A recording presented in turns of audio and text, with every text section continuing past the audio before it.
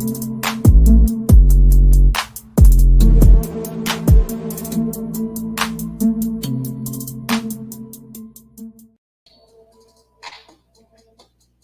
what's good?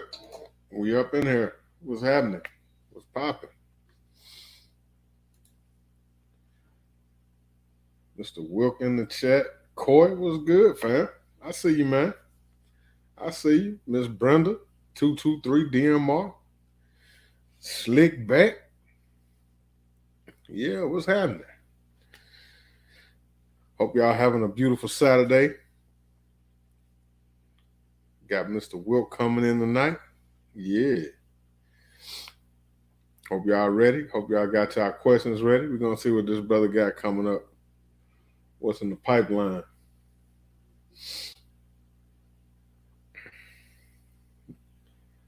Man, trying to let some more people get up in here. Everybody enjoy all this SHOT Show content this week. Some pretty interesting stuff coming out. Some stuff I'm not that excited about. Some stuff I am.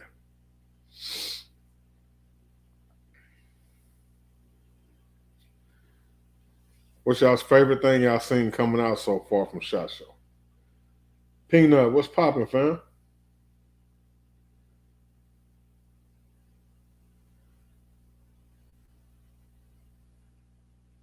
Oh, Slick back. I ain't gonna get on you tonight, Slick back. I'm gonna give you a break tonight, brother. What's up, Dexter Norman? Appreciate you coming through, fam. Yeah, SHOT Show, it seemed like it was pretty dope. I was set up to go for last year. Had my press pass approved, ready to go and everything, and they canceled it. What's up, AK Lover? Good to see you out here, brother. Yeah, Hootie Hoo, what's up, man? That's my partner right there. If y'all don't know, Hootie Hoo walking around looking like a tree. He tall as hell. That's my guy right there. Hot Tub Tony, what's up, squad? Diego, what's happening? I see y'all coming in here. Yeah, man. Make sure y'all hitting that like button when y'all come through. Make sure y'all hitting that like button. Rodney Brady, what's up, squad? I see you. Yeah, man.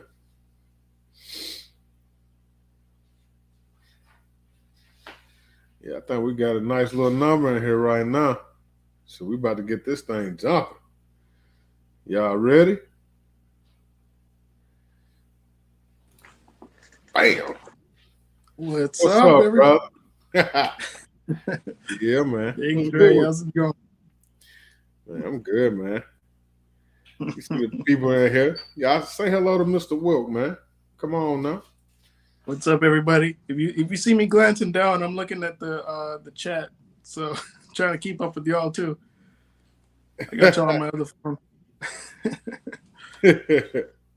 All them colors still came out. What you talking about? I got on a red and black hat, red, green, and black on a shirt with a black shirt. What you talking about?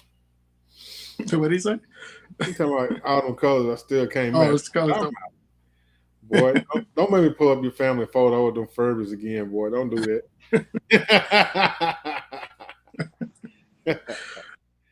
Man. How's it going, Hootie Hoo? I see you there in the comments. Yeah, man. And Diego. So what's going on, man? Tell us about you. You know what I'm saying? We don't really know much about you other than you did some amazing, impressive things here lately. So tell us about Mr. Wilk. You know what I'm saying? You know, like to like that statement right there. You don't know much about me. Is kind of how I am. Like I'm really just I don't go out much. I don't do much. I just stay at home. My brain does a lot of thinking while I'm alone. So that's just how I am. Like you're not gonna catch me out that much. But you know, I'm just a regular guy. I just got into guns, really. Like, just became my main hobby and my main passion. So when did you get into the guns? So I was always into guns from movies, video games, stuff like that, right? And I feel like that's how a lot of people are. They start off that way, movies and video games, Right. and they're curious. But then when they get older, it depends on which way it goes. So you could either be on the bad side of it or the good side of it. So Gotcha. I got into actual guns, like, owning them and shooting them and stuff like that on my own, because my family was always against guns. They always saw them as a bad thing, and they always taught me that it was a bad thing. But I always, had my secret passion for it. I used to get like little BB guns and little pellet guns and stuff like that. And I used to actually make launchers in my garage just on my own, like just tinkering around, because I didn't have any other means to express myself. Right, What I right. mean? So I had to find ways. But when I actually got into real guns was when I joined the Air Force. So What up, Joe? that's when I first shot a gun, was at basic training. And Okay.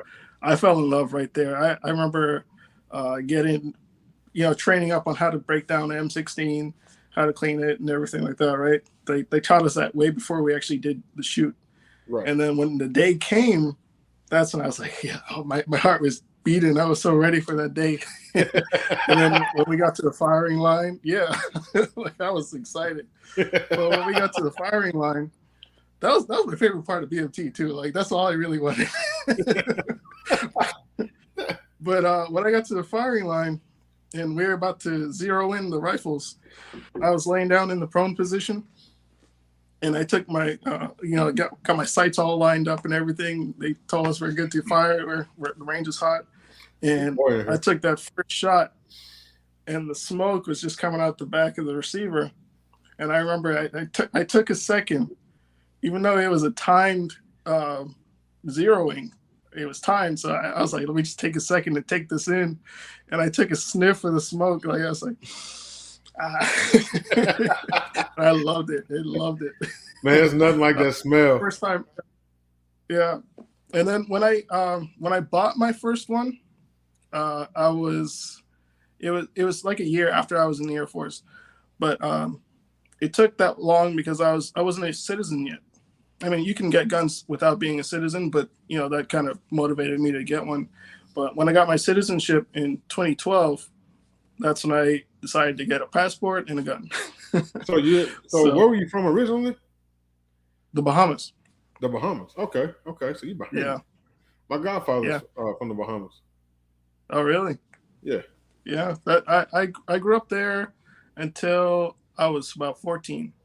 But even as a kid, we used to move back and forth a lot. So I lived in Florida for about a year or two when I was really young. I can barely remember it, but I do remember living there. And then we moved back to the Bahamas. And when I was 14 was when we finally moved to Florida to, permanently be in the U.S. Okay. So how you like Florida? It's just nice. The only thing is I don't like the heat, which is why I now live in Virginia. Okay.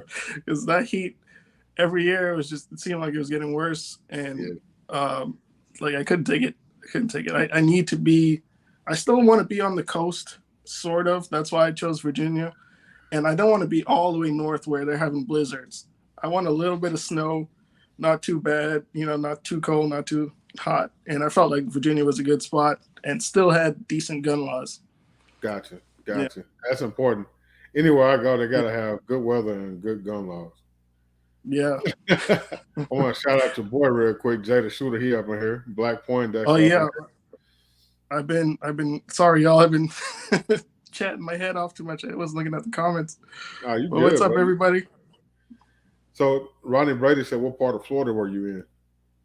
So when I first moved there as a kid, I was in the Kendall Lakes area. Okay. Miami-ish area. Gotcha. And then I went to high school at Boynton Beach.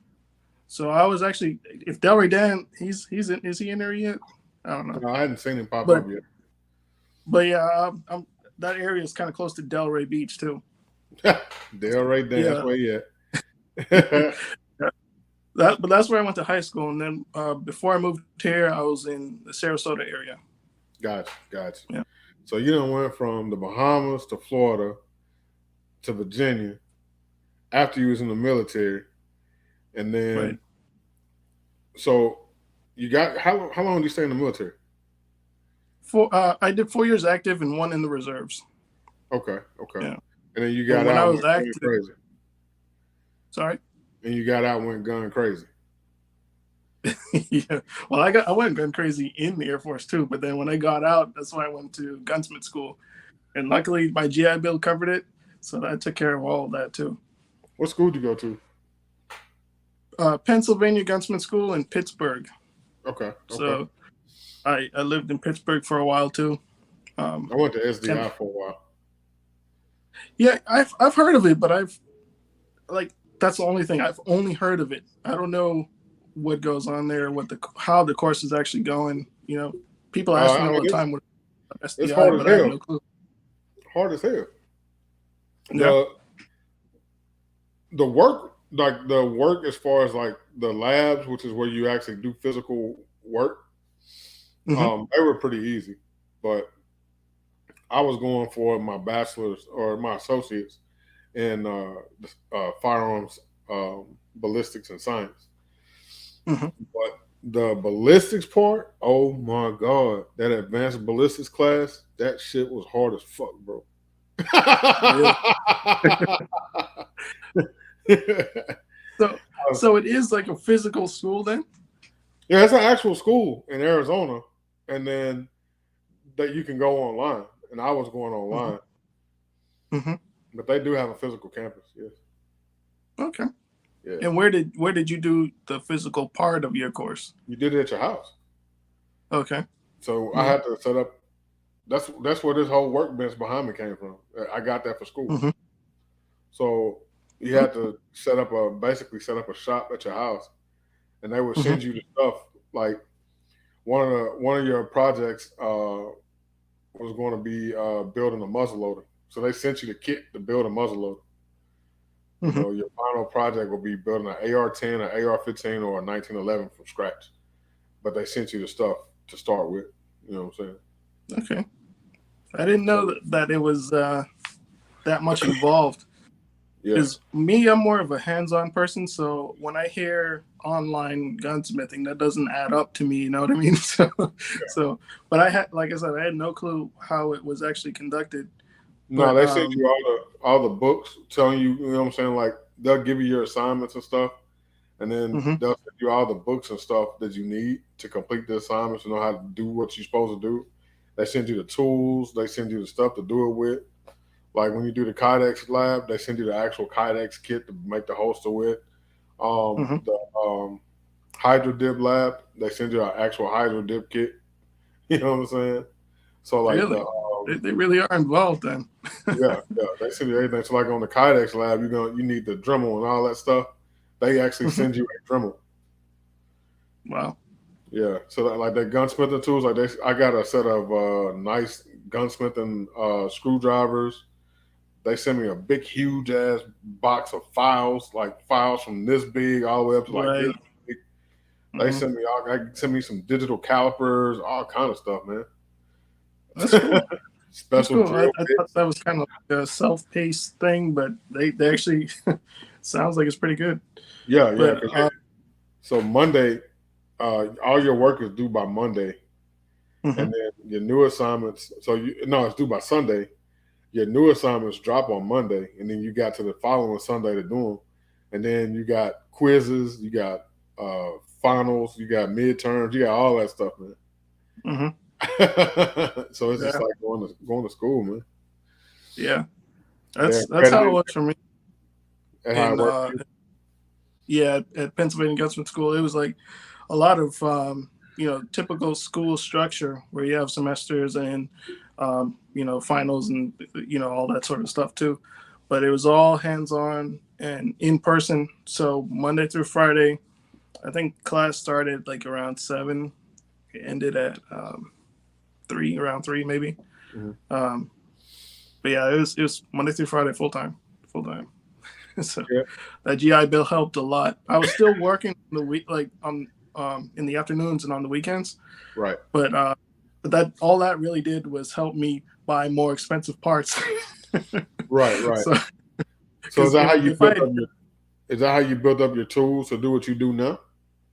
yeah, pretty much. Like a lot of the tools, same thing. They gave us a lot of the tools, and they taught us how to make our own tools. So, like stock scrapers and chisels and everything like that. We actually made in our first semester. So we made the tools that we were going to be using in our second semester. Okay. And then third semester was machining. So they taught us how to use, mechanical manual lathes and mills. And then we made again more tools that we were going to use in the fourth semester, which was making, project rifles and pistols. Like in my case, I did a pistol and a rifle, but it was two custom guns that you had to make from scratch, stock and everything, chambering the barrel, cutting the shank on it, cutting the threads for the muzzle, and the crown, like everything. So they were more in depth than SDI did because they didn't do that. Well, that's another thing too. Like if you wanted to get into that much detail of it, it kind of has to be at a school, unless you have a lathe and a mill at home, which that's pretty expensive. I don't have any right now, but that's what I'm trying to work towards. But they had stations of, I want to say they had about 7 lathes and 4 mills upstairs, and downstairs they had 2 mills for stock making. So they kept the wood and metal in separate locations because you don't want to have the wood machinery kind of got beat up a lot.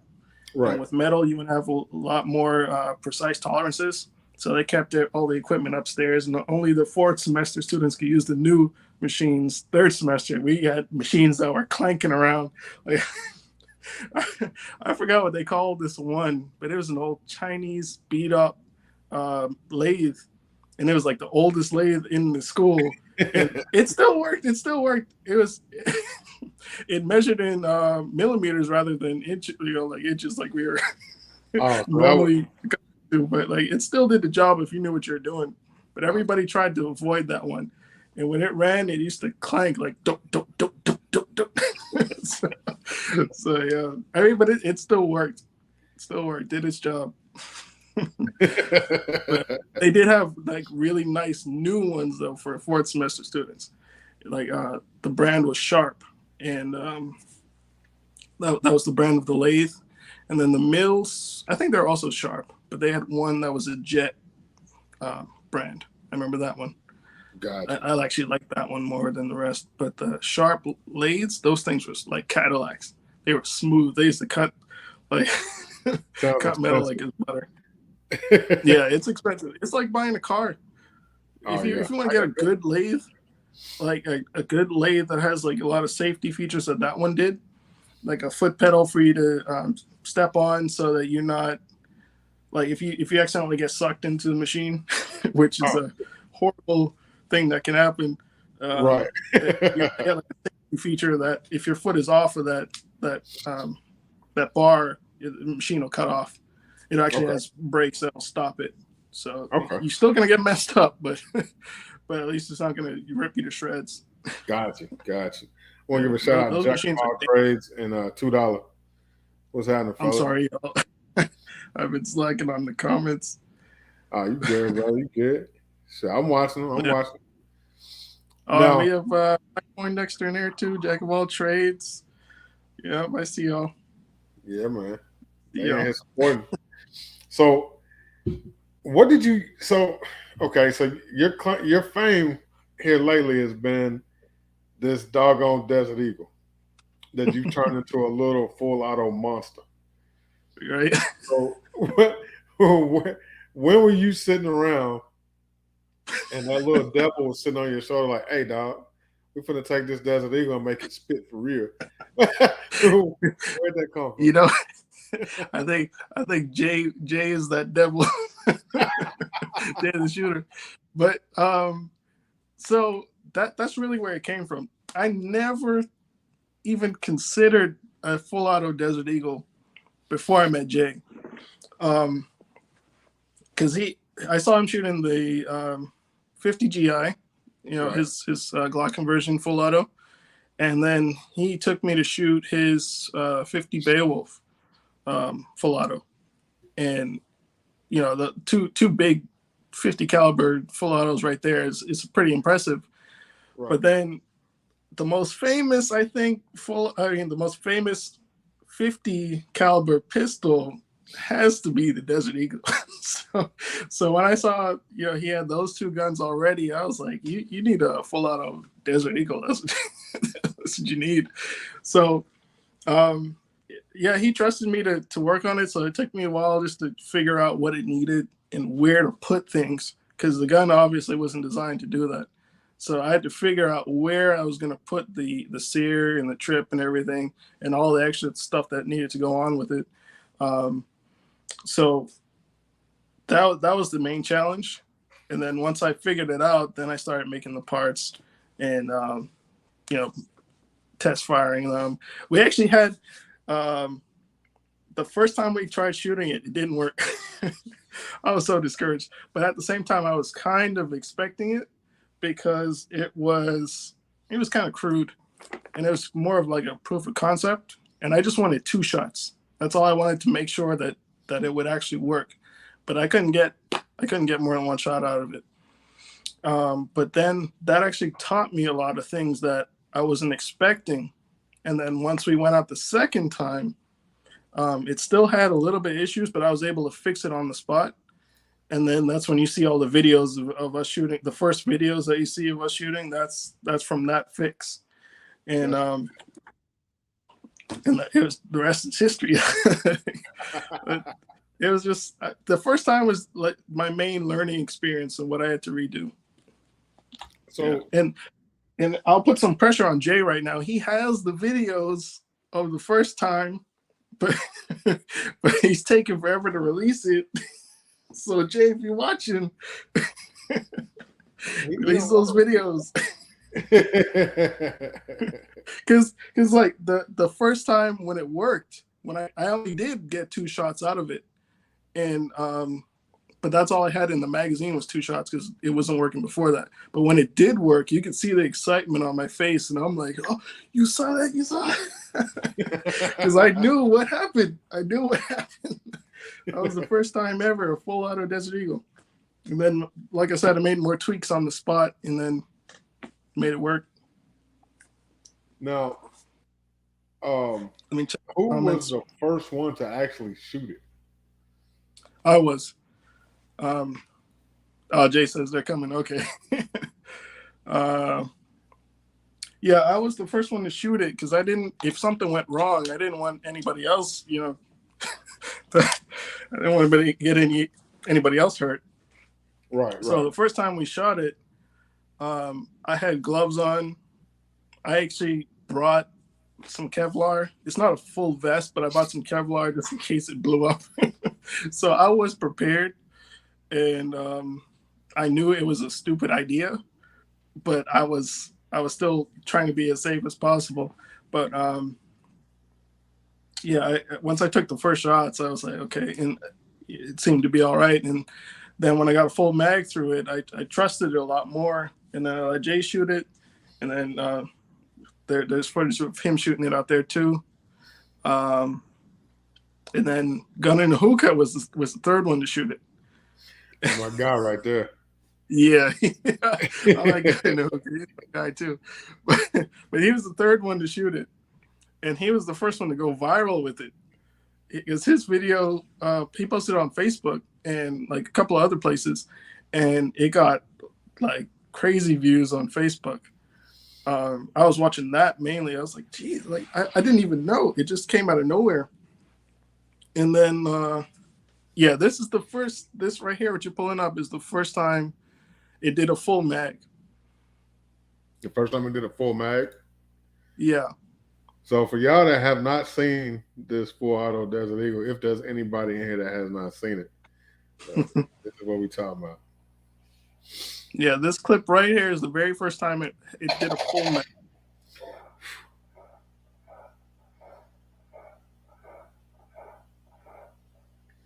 Man, That's it.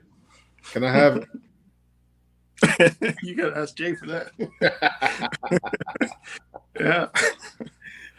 But yeah, I was super excited when it actually ran, and then I got more comfortable with it. So I know that grip is kind of close to the muzzle, so that's why I wore gloves at first. But then I saw my gloves are fine. There was no heat, you know, problems or anything like that. And where that grip is also close to where the piston is on that gun. So all the gases are coming out the sides of there too. But where the grip actually is, if you're holding it right, you don't get any of that heat. Everything's fine. Like a lot of people are worried about that, where the placement of that grip. Right. But that thing is on there solid. It's Loctite. The screw is Loctited that's holding it on. It has two Picatinny lugs that hold it in place, and then I bedded those lugs so there's no chance of that sliding around.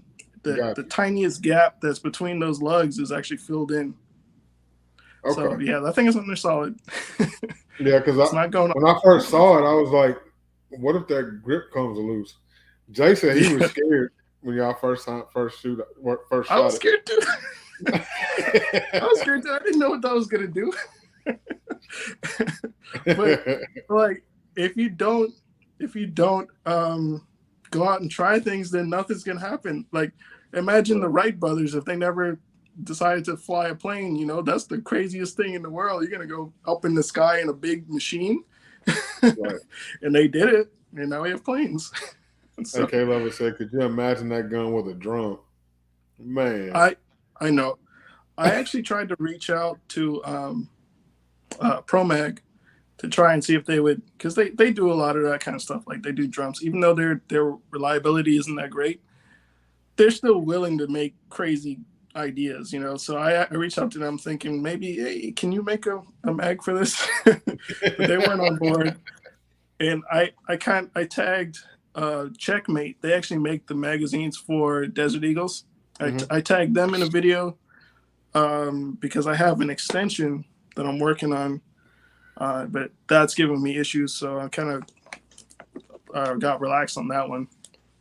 So since you're a gunsmith and you're making these parts, that means I know you got your FFL and stuff. So I'm on Jay's FFL. I'm a responsible person on his FFL. Oh, okay.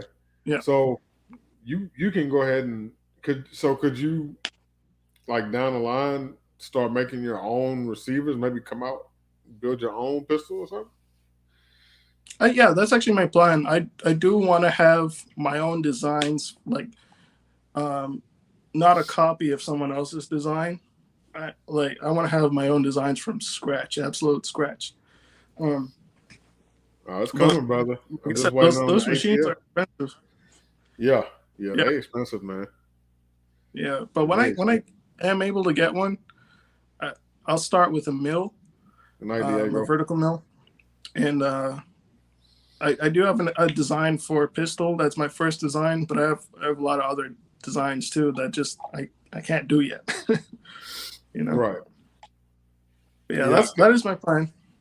I can see you and Jay building some crazy shit, man.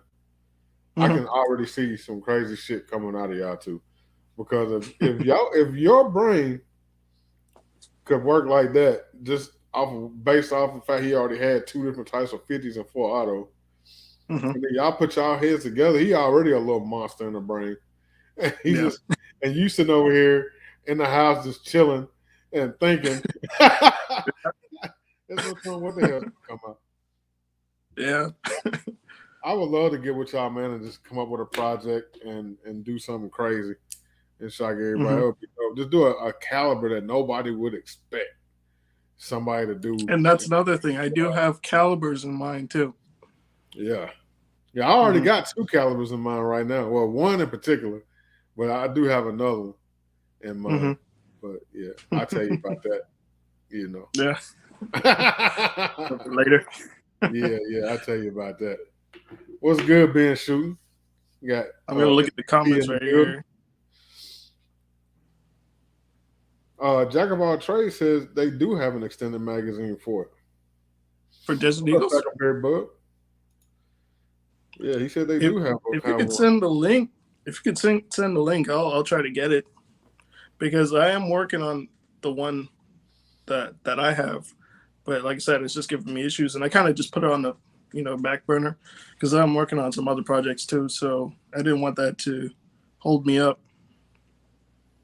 But if there is already an extended or a drum, like I doubt there's a drum, but if there's an extended mag for a Desert Eagle, let me know because I want to shoot it.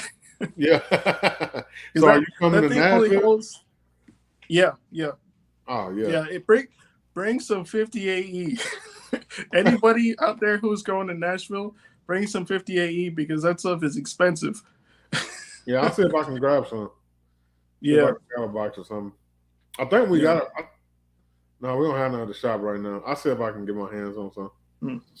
I think we can get it.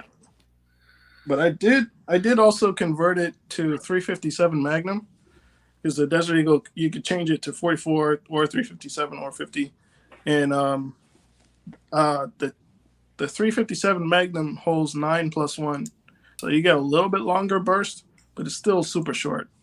So how does the 357 Magnum, did it run better than the 50, or does it run about the same?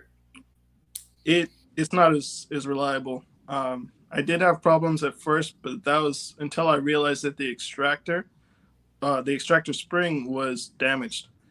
Because the extractor springs on those guns, they're not metal springs. They're actually just little rubber resistor like pieces. They're just like little rubber things. Okay. And it was damaged. It was like, I don't know what chemical got onto it, but it disintegrated and turned into mush. Like, it wasn't rubber, it was just melted. And it wasn't heat, it was just chemicals destroyed it. Like chemical damage. So, yeah. So, but yeah. Are you going to try the other calibers of the Desert Eagle as well? Because they come in what? 45? Yeah, we tried the 357, but I don't have a 44 barrel. So if I'm actually trying to bug Magnum Research a lot to release the 10-inch barrels again, because they used to have 10-inch barrels, and like a long time before that they had 14-inch barrels. But I just want the 10-inch barrels, I'm trying to bug them about that, but eventually I'll get a 44 barrel too to try it on it. Okay. Yeah. Okay. Man, that would be crazy to have a full auto 44. Yeah. Yeah, that thing is gonna slap. Now, I've gotten into this 10 mil bug. I got the video I just dropped yesterday was that Smith & Wesson M&P 10 mil. Love that gun. And then I got another 10 mil back here in the cabinet. And it's a piece of shit. Well, I ain't gonna say it's a piece of shit because they actually run really, really good. They actually run. But I don't know if they'll be able to withstand full auto. Even though it runs good in semi-auto, I don't think it can hold up to full auto. I mean, I would be okay with trying. Yeah. And that would definitely be an internet breaker. It'd be a very first ever on the internet. Which gun was it? You said the second one? It's a 10 mil high point carbine. Oh. From what I hear, the carbines are better than the pistols, from what I hear. They are way better. But I don't know. I still don't know if it will hold up to full auto. It might. It depends on I don't know what the action type that they're using on it, but depends on that. Like, if it's made to run semi-auto, usually it can run full auto just fine, unless the materials that are involved aren't designed to withstand the heat. So I know their pistol slides are not steel. They actually use like a zinc alloy for their pistol slides, and that's why they're so massive, because it has to be thick for it to withstand the pressures. But you can actually melt their slides in a fire. Yeah. Yeah. But I've seen them take some punishment too. What's that? I've seen their guns take some punishment too. Yeah. I don't know. I don't have any experience with it. Besides, I did work in a gun store, and I handled them, and they just I don't know why. I know why some people buy them because it's a throwaway gun. You know, it's cheap enough to use it and then throw it away. Yeah. but I wouldn't spend my money on it. $2. So we was thinking the same thing. What was that? What did he say? Making that full auto high point carbine. Oh yeah. I'm down to donate. I'll donate the gun if you want to try it. Send it to Jay. I'll take a look at it, or I'll see it in Nashville. I see Tackleberry Bug in there too. What's up? Did you see that video he posted about shooting up in the air? Like, a lot of people need to see that video. Yeah, because they need to stop shooting the damn air. You know, that bullet got to come down sometime. Right. Somewhere. So, yeah, I shared that one. So, like, trying to spread the word. But, I mean, I think everybody should know not to do that. But people still do it. You would think people would know not to do it, but they still do. They definitely do. Yeah. So, is there any other guns that you have that are already out there on the market that you want to get your hands on and work magic with? Yeah. I'm not going to say which ones, though. Not yet. Not until they're done, but you'll see it when they're done. So you already working on something. You already got something in the lab working up. I see you. You. Yeah. Shit, I'll be your Huckleberry. Call me when you need a tester. Yeah, I'll come through. There are a couple of them. Mm-hmm. Okay. Because everybody else you working with? What's that? Anybody else you trying to work with and do projects with? Not really. I mean, whoever's willing. I'm just kind of, I'm not really like I work a full-time job besides, guns. Right. And I'm just a normal guy who has a camera and uploads on YouTube. I don't try to, exactly work with anybody. Jay happened to be in my area. We're actually like really close. His office is like really close to where I live. And, I reached out one day and he gladly, took me in. And that was pretty cool. So I appreciate him for that. But besides Jay, if anybody wants to collab, like that's fine with me. I don't mind. Like, I'm down for anything. I'm just having fun on here, I'm just having fun on YouTube. Yeah, YouTube is fun, man. I mean, when I got into YouTube, I just got into it to make a video for a gun that I had bought, and I couldn't find no videos on the gun. So I was like, forget it. I made my own. And every once in a while, I throw something up, and then finally, a couple years ago, I said, forget it. I'm going to start taking this serious, and I started building a brand with it and going from there. So what got you into YouTube, that YouTube aspect of this? What made you do that? Yeah, I'm not as serious in it as I should be. But what actually got me started, my very first video was a year before I really decided to sit down and start recording videos. But it was on a Daniel Defense 18-inch. Oh, sorry. Was it? No, it was. It was Daniel Defense barrel. I wanted to do a review on it, like an unboxing kind of review, because I was trying to decide what barrel I was going to use for my build, one of my builds. And I know Daniel Defense has good barrels, but I wanted to see it. I wanted to see what it looked like and, get a good close-up of it, check what quality what kind of machining they did with it, Right. And there was nothing, like you said, there's nothing out there. So my very first video was just a review on the Daniel Defense 10-inch barrel, and there's really just a close-up so you can take a look at it. So you can look at the crown, see how they cut it, take a look at the chrome lining of the bore, what the feed ramps look like, if they're polished well or if it's, rough machining, and the gas port on it, so you can have an idea of what size the gas port is. Because none of that information was really out there, and I just wanted people to be able to see it. So that was my first video. But what got me into, really talking to the camera, showing guns, and, uploading shooting videos and stuff like that was GHG. Because I was watching him when he was around 40,000 subscribers. Mm-hmm. And, I was like, oh, this kid, he's kind of cool. I like this kid. And I would watch it every once in a while because I don't just jump straight into subscribing. I'll watch it to see how I like the channel. Right. And when I subscribed was when he was kind of talking about God and how he like because he's pretty religious, so like right. when he's talking about that and promoting illegal, gun ownership, I was like, yeah, I like this kid. I'm gonna subscribe.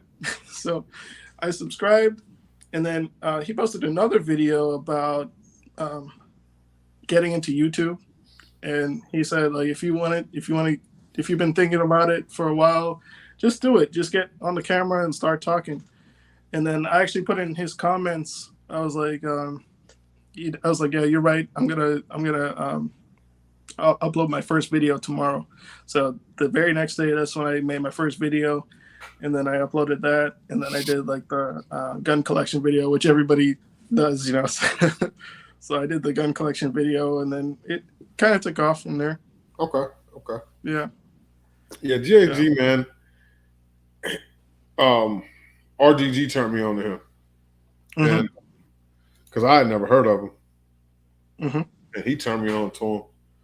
And so I watched a couple of his videos, and I was like, young kid, you know what I'm saying? Goofy. Right. But he was cool. You know what I'm saying? And so I just started watching him more and more. Like, man, dude was silly, man. But, I respected the fact that he was a young dude. And he was out here promoting having firearms in a legal manner. Right. In a positive way. And, he was always repping, you know what I'm saying, God and, thanking him for what he had or whatever. Mm-hmm. Just like you, pretty much. And I was like, all right, I'm going to go ahead and subscribe to him. And I just kept watching. And he just keeps getting better and better. I see him getting more and more serious with it. And he's teaching Ari, and, they're growing.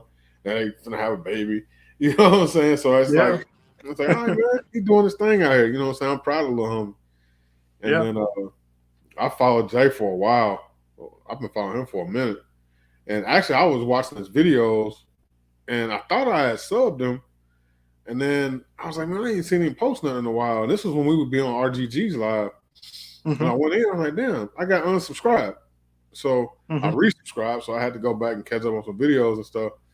But Jay, he was the first brother that I saw on YouTube with full auto stuff like that.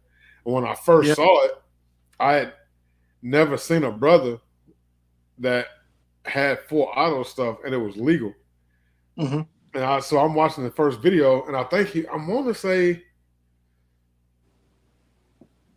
it was his birthday or something. He was celebrating something, and he was shooting his 19X, I believe it was, full auto. Yeah. Like, man, this dude got them switches. He done got this wish switch on his gun. He finna go to jail. I'm like, man, this dude here wilding out. I'm watching, and I was like, oh, he legal. Yeah. Like, that's dope. My first video I saw on Jay the Shooter's channel was when he was talking about getting FFLs, how to get an FFL and SOT. I don't know if I can match his energy, Jay. but his first video, Jay's first video I saw was the one on FFLs and getting the FFL and SOT and all that. And I was like, oh wow, like okay, so he's actually putting out material on how to get one. He's not just saying, oh, I got an FFL and SOT, watch me have fun while you do nothing at home, But he's actually showing people how to get through the process. And he made a course on how to do it. So that's when I first learned about Jay the Shooter. Okay. And then from there, it was RGG's one of his lives. Or it was somebody's live stream. It was I want to say, but he it was like a panel with a couple of people in there, and I saw Jay the Shooter, and he said he mentioned where he was. He said Virginia, I was like, oh, really? What part of Virginia? Ask Jay. I was like in the comments trying to get the attention. Like, ask Jay what part of Virginia he's in. So, and he said, like, just send him a message on IG. And then when I did that, he actually responded, and he told me he was like close to where I was. I was like, yeah, man, no way. So that's when we first linked up, and then from there it just grew too. Yeah, your channel is growing too. You're at what, 12,000 subs? Near 12,000. And honestly, it's because of Desert Eagle. Because I've been slacking a little bit. Like I said, I work full time, and I'm not as serious as I should be with YouTube. But I've been slacking a little bit. But I haven't even been posting videos. I'll post like a little bit here and there, and then that Desert Eagle video though, that for a while there, I was getting like thousands of subscribers a day. I was like, what? I didn't even do anything. Yeah. Hey man, it don't matter how you get them. It's the fact that they're there.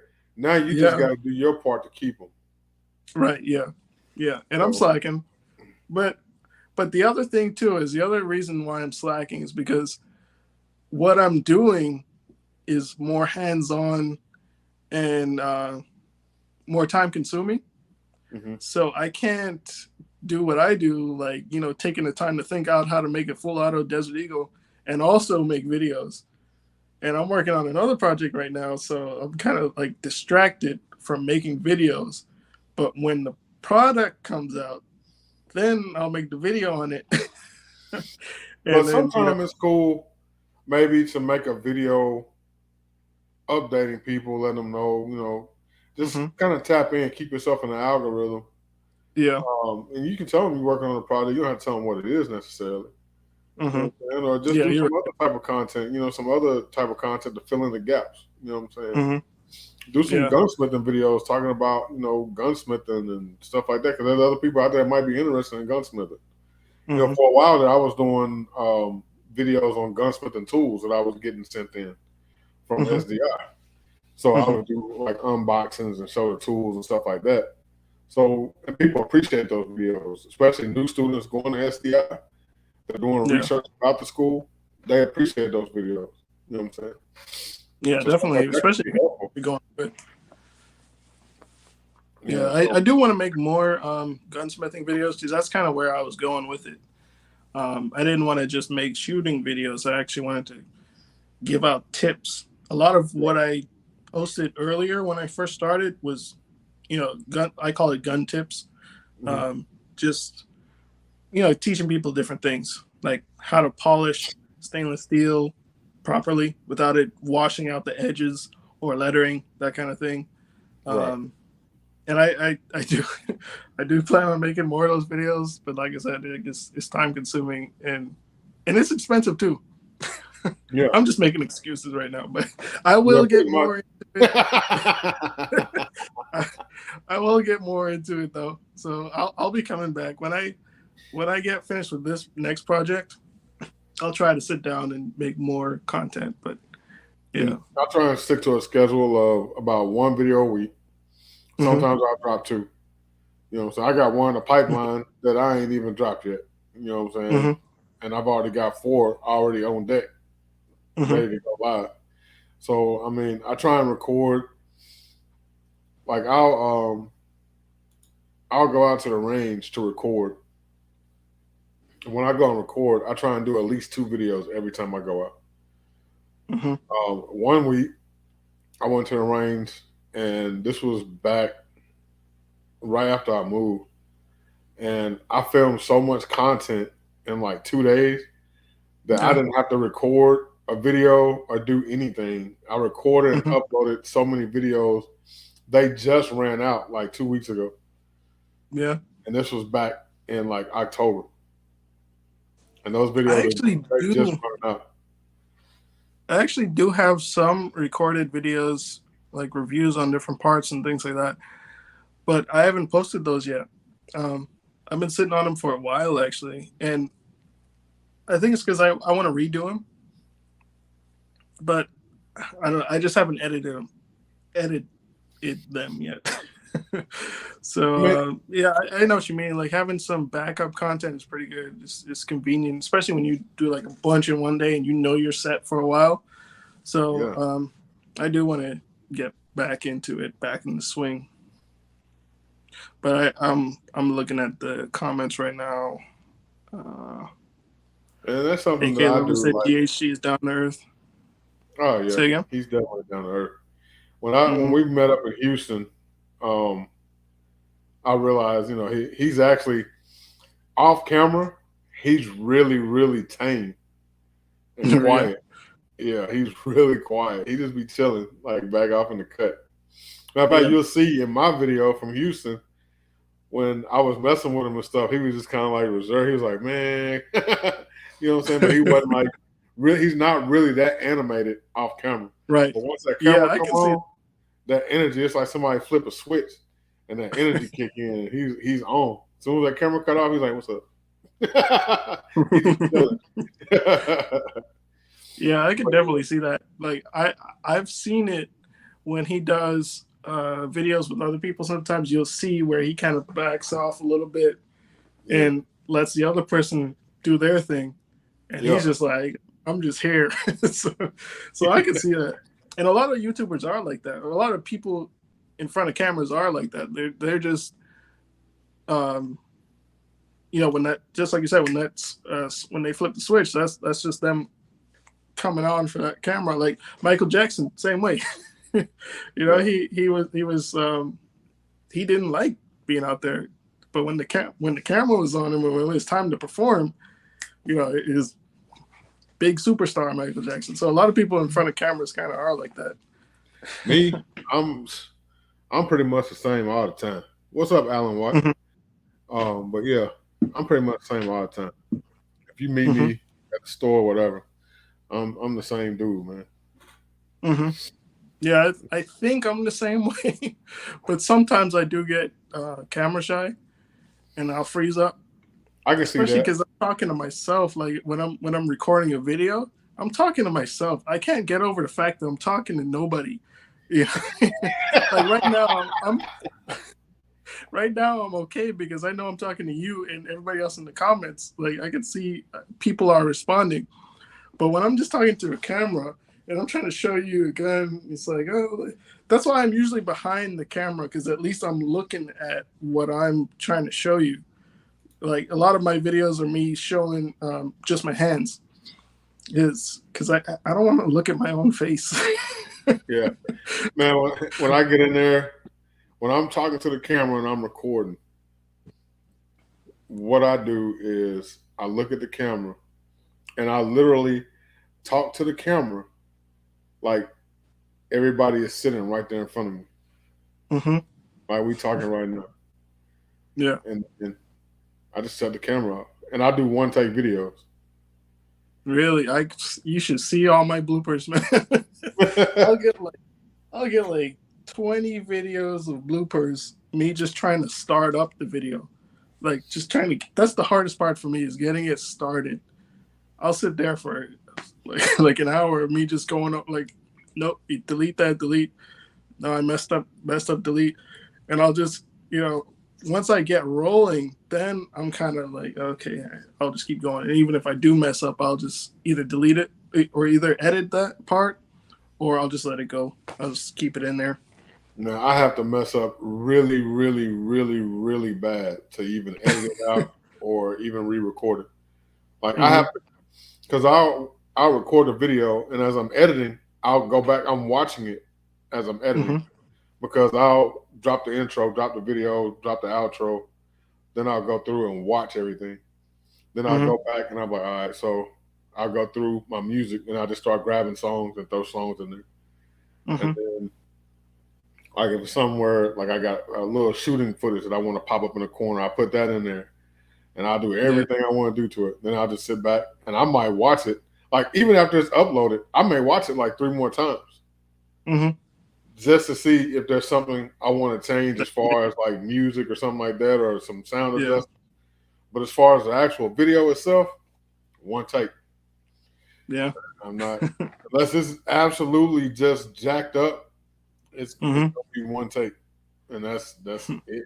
You know what I'm saying? So I can sit down What's right up, now, huh? There's a lot of times I will have a firearm or something I want to do a video on. I will literally sit down, put the box on the table, set up the camera, hit record, and just go. Mm-hmm. And whatever come out, come out. Yeah. So, Yeah, and that's I if can't you do watch it. my videos. You notice there's not really edits in my videos. It's because it's just one Mhm. take videos, man. One take. Like most of mine are one take, but that's after I've deleted the other take. Like it's still one full clip.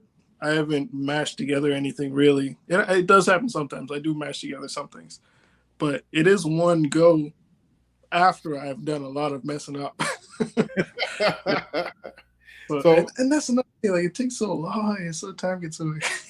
yeah, it does, man. It does. Yeah. So, out of all the guns you own, and this is a question that somebody in the comments had too, Tiger Okay. Beard. And it's a question that I'm curious about. Well, not even out of all the guns you own, what's your favorite gun? Period. So my favorite gun is actually the Desert Eagle. Like that was supposed to be my first gun, but they didn't have one at the store I went to, which was on base actually. But they did have a 5.7, and that was my first gun, FN 5.7.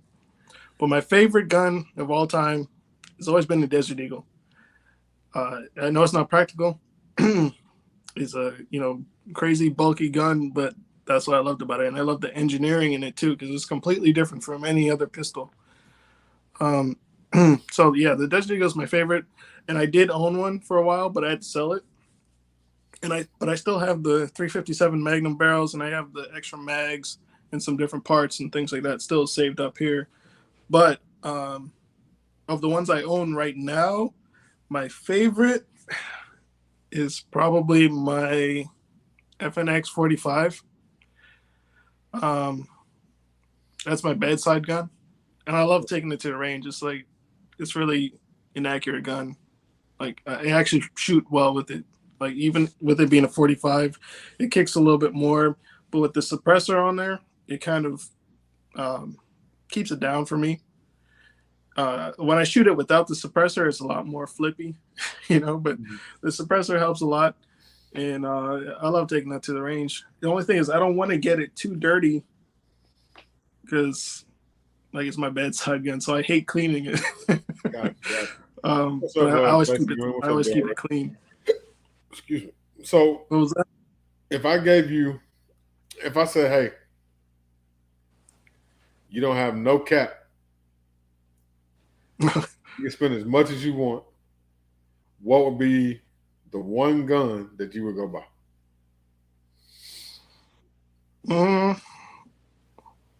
It would have to be Bear M 107 because because if you're paying for it, then I'm gonna get the most expensive thing that I want.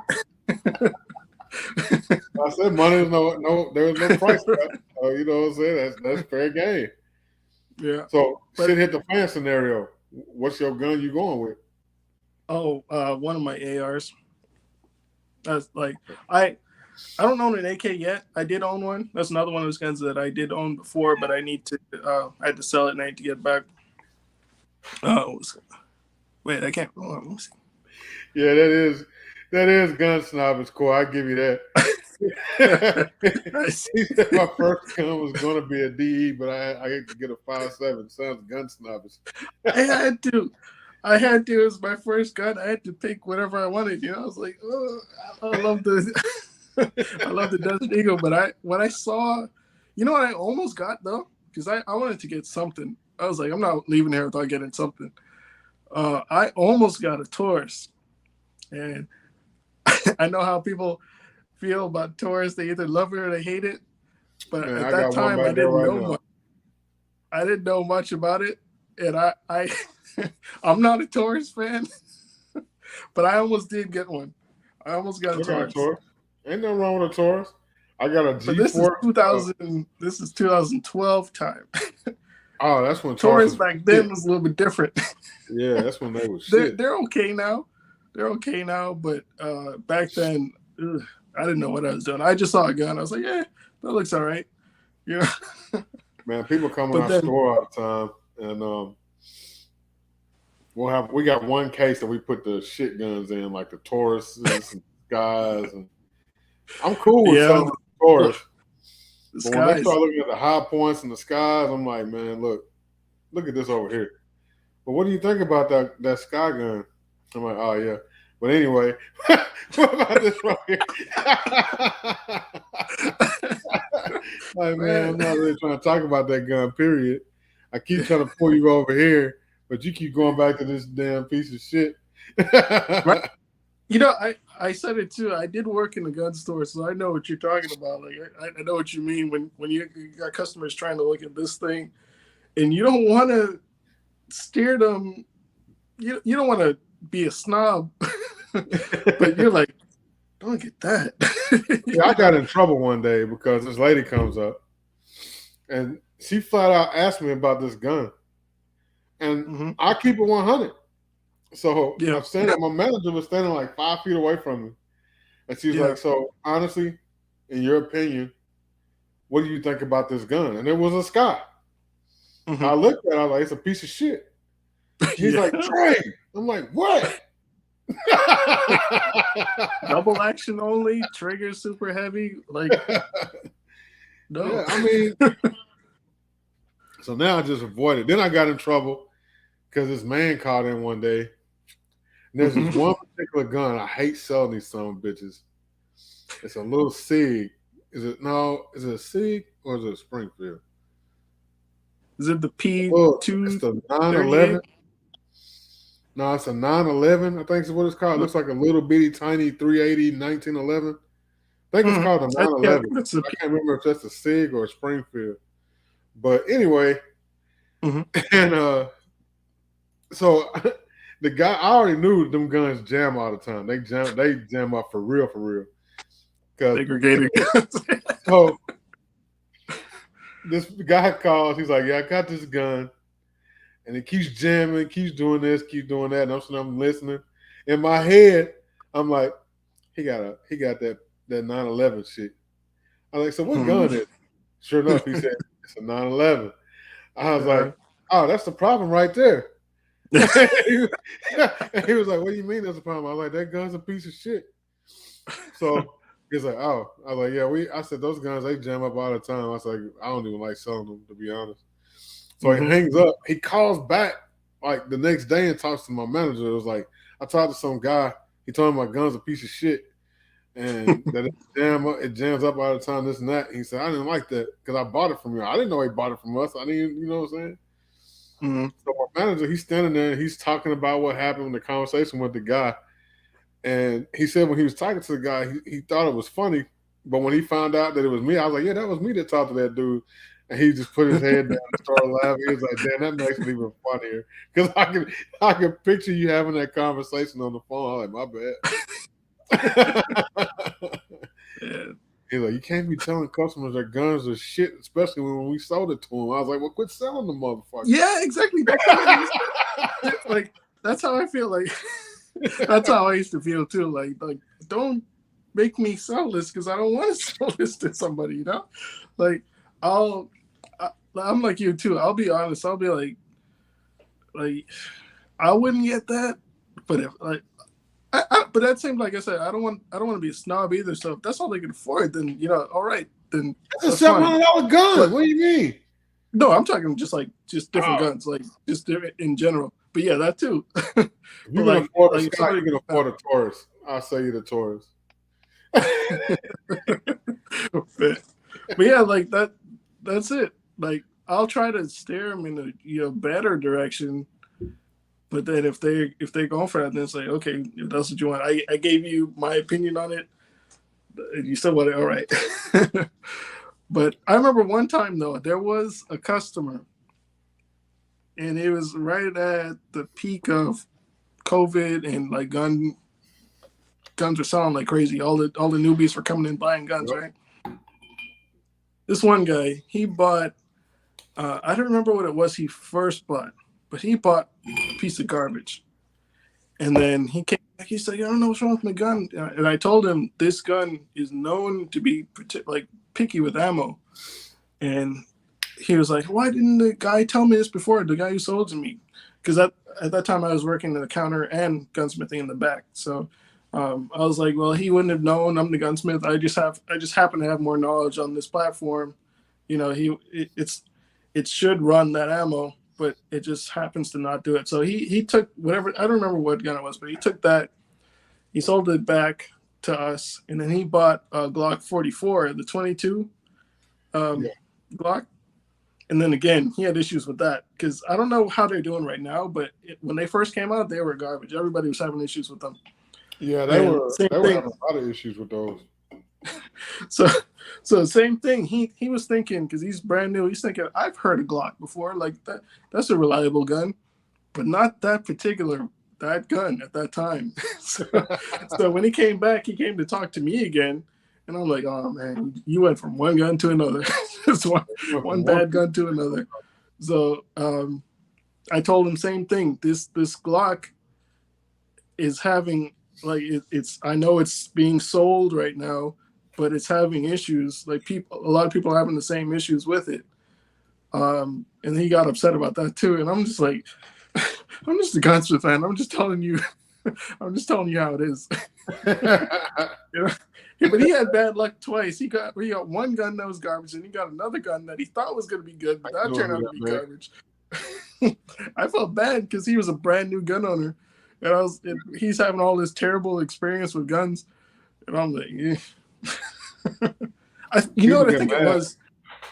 I think the first gun he got was a Kimber Solo, and they have to shoot 124 grain and up. Like, they don't shoot 115 grain. Well, Kimbers, you know, from what I've seen with Kimbers, the older Kimbers are fantastic guns. Right. The newer Kimbers are just beautiful. They're not so much fantastic when it comes to performance. Right. But this was the Solo, the 9mm. They like the I forgot what it is now. They have another 9mm subcompact, but it was like the older Kimber Solos.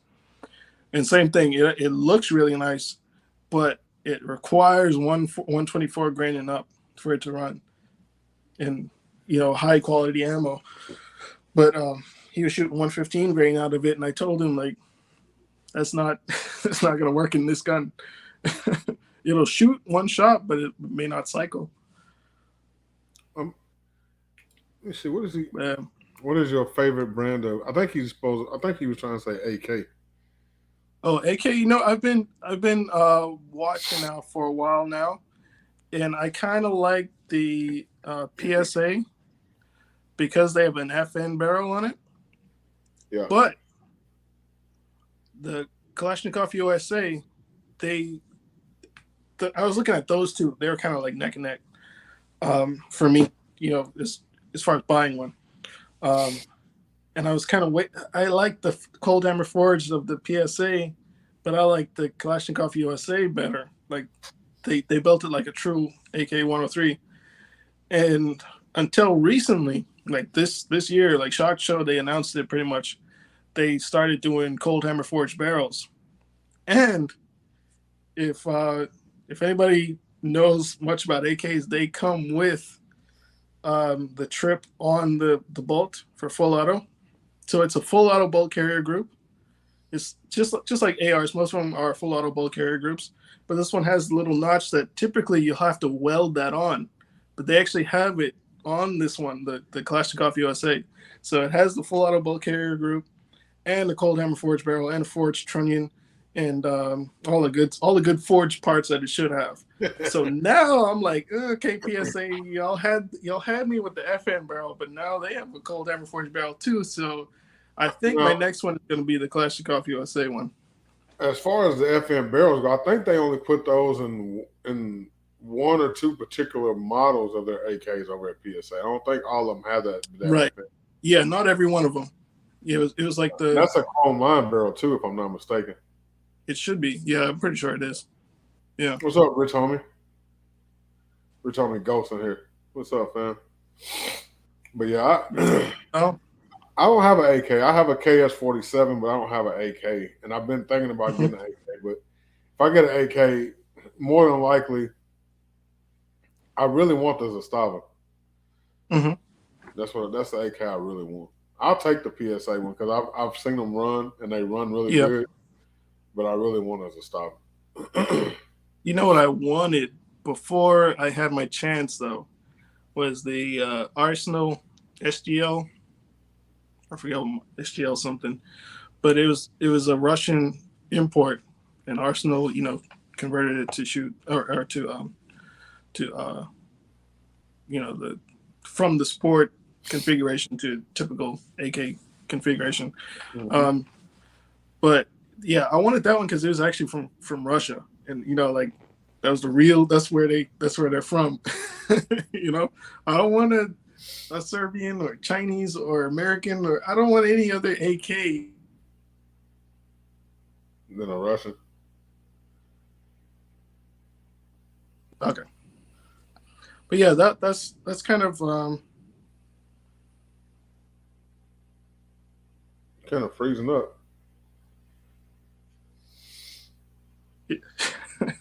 There you go. Yeah, I want to get a. I'm gonna eventually get one.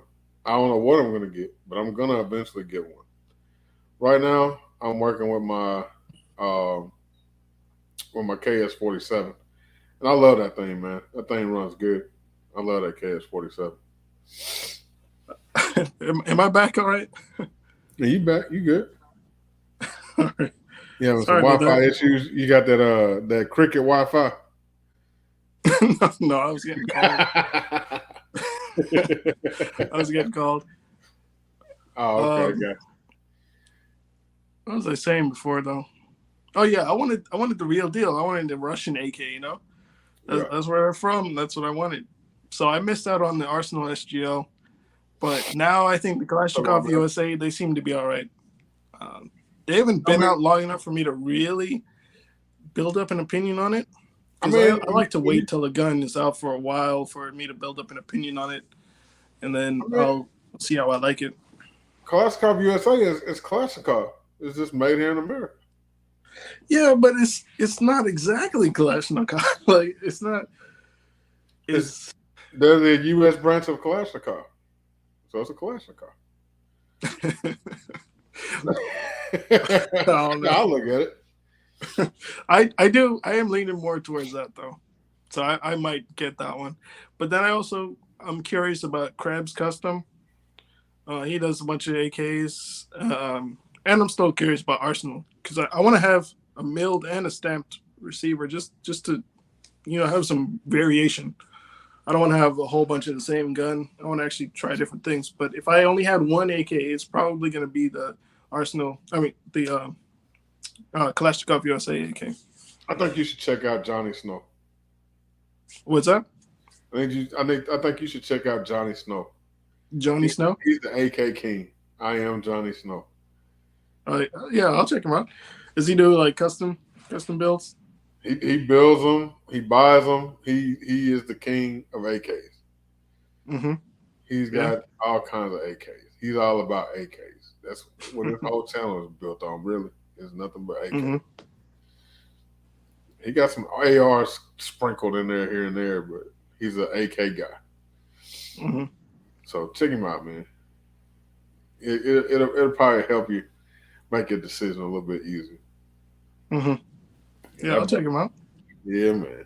Me myself, I'm gonna go with Zastava. I'll probably end up with the PSA, but I see Zastavas come through the shop all the time, and I'm like, shh, you're killing me, man.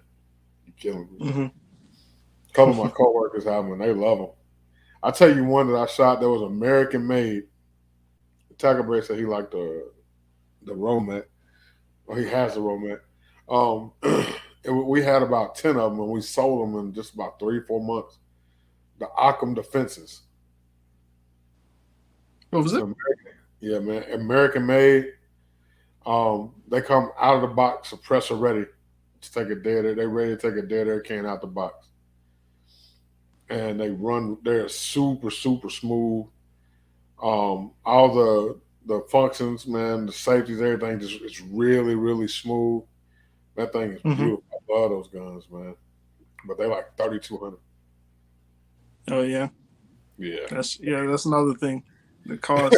but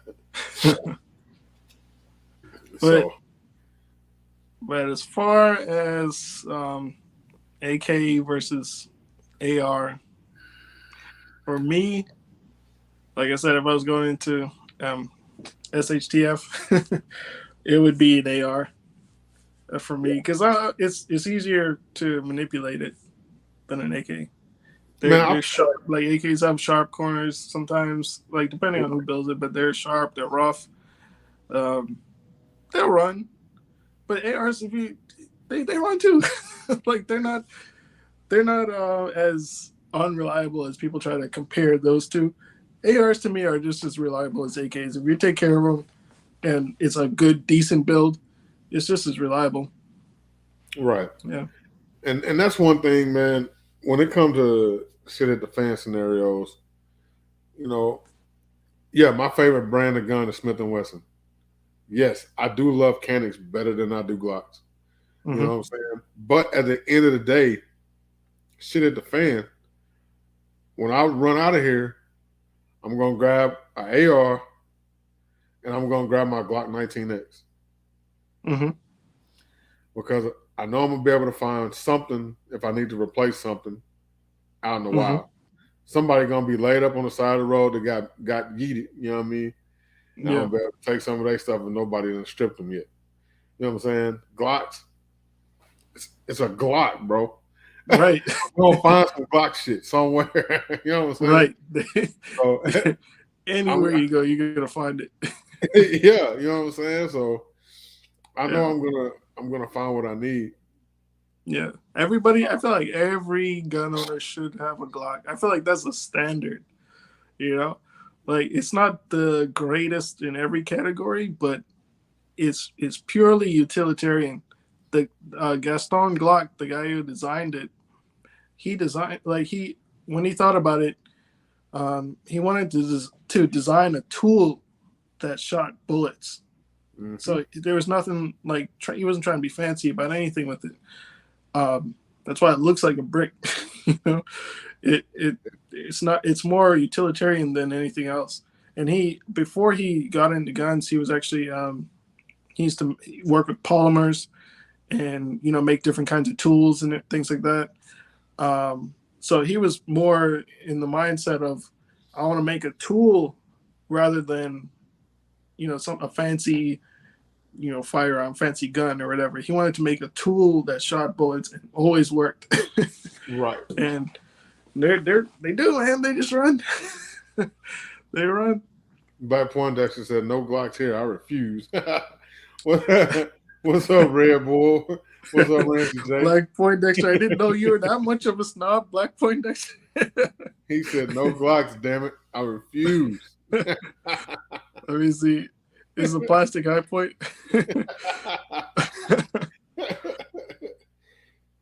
Man, Yeah. but I Yeah, don't I'm, know. I'm a Glock fan, but I'm not a huge Glock fanboy. The only two Glocks that I really want are the 34, and I did have a Glock. I had two Glocks before. I had a Glock 26. That was my first carry gun.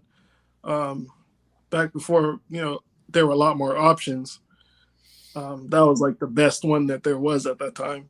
But I had a Glock 26 and a Glock 20, and the only two I want now is a Glock 20. But I'm waiting for the Gen 5 to come out because they only released the 9mm and I think 40s in Gen 5.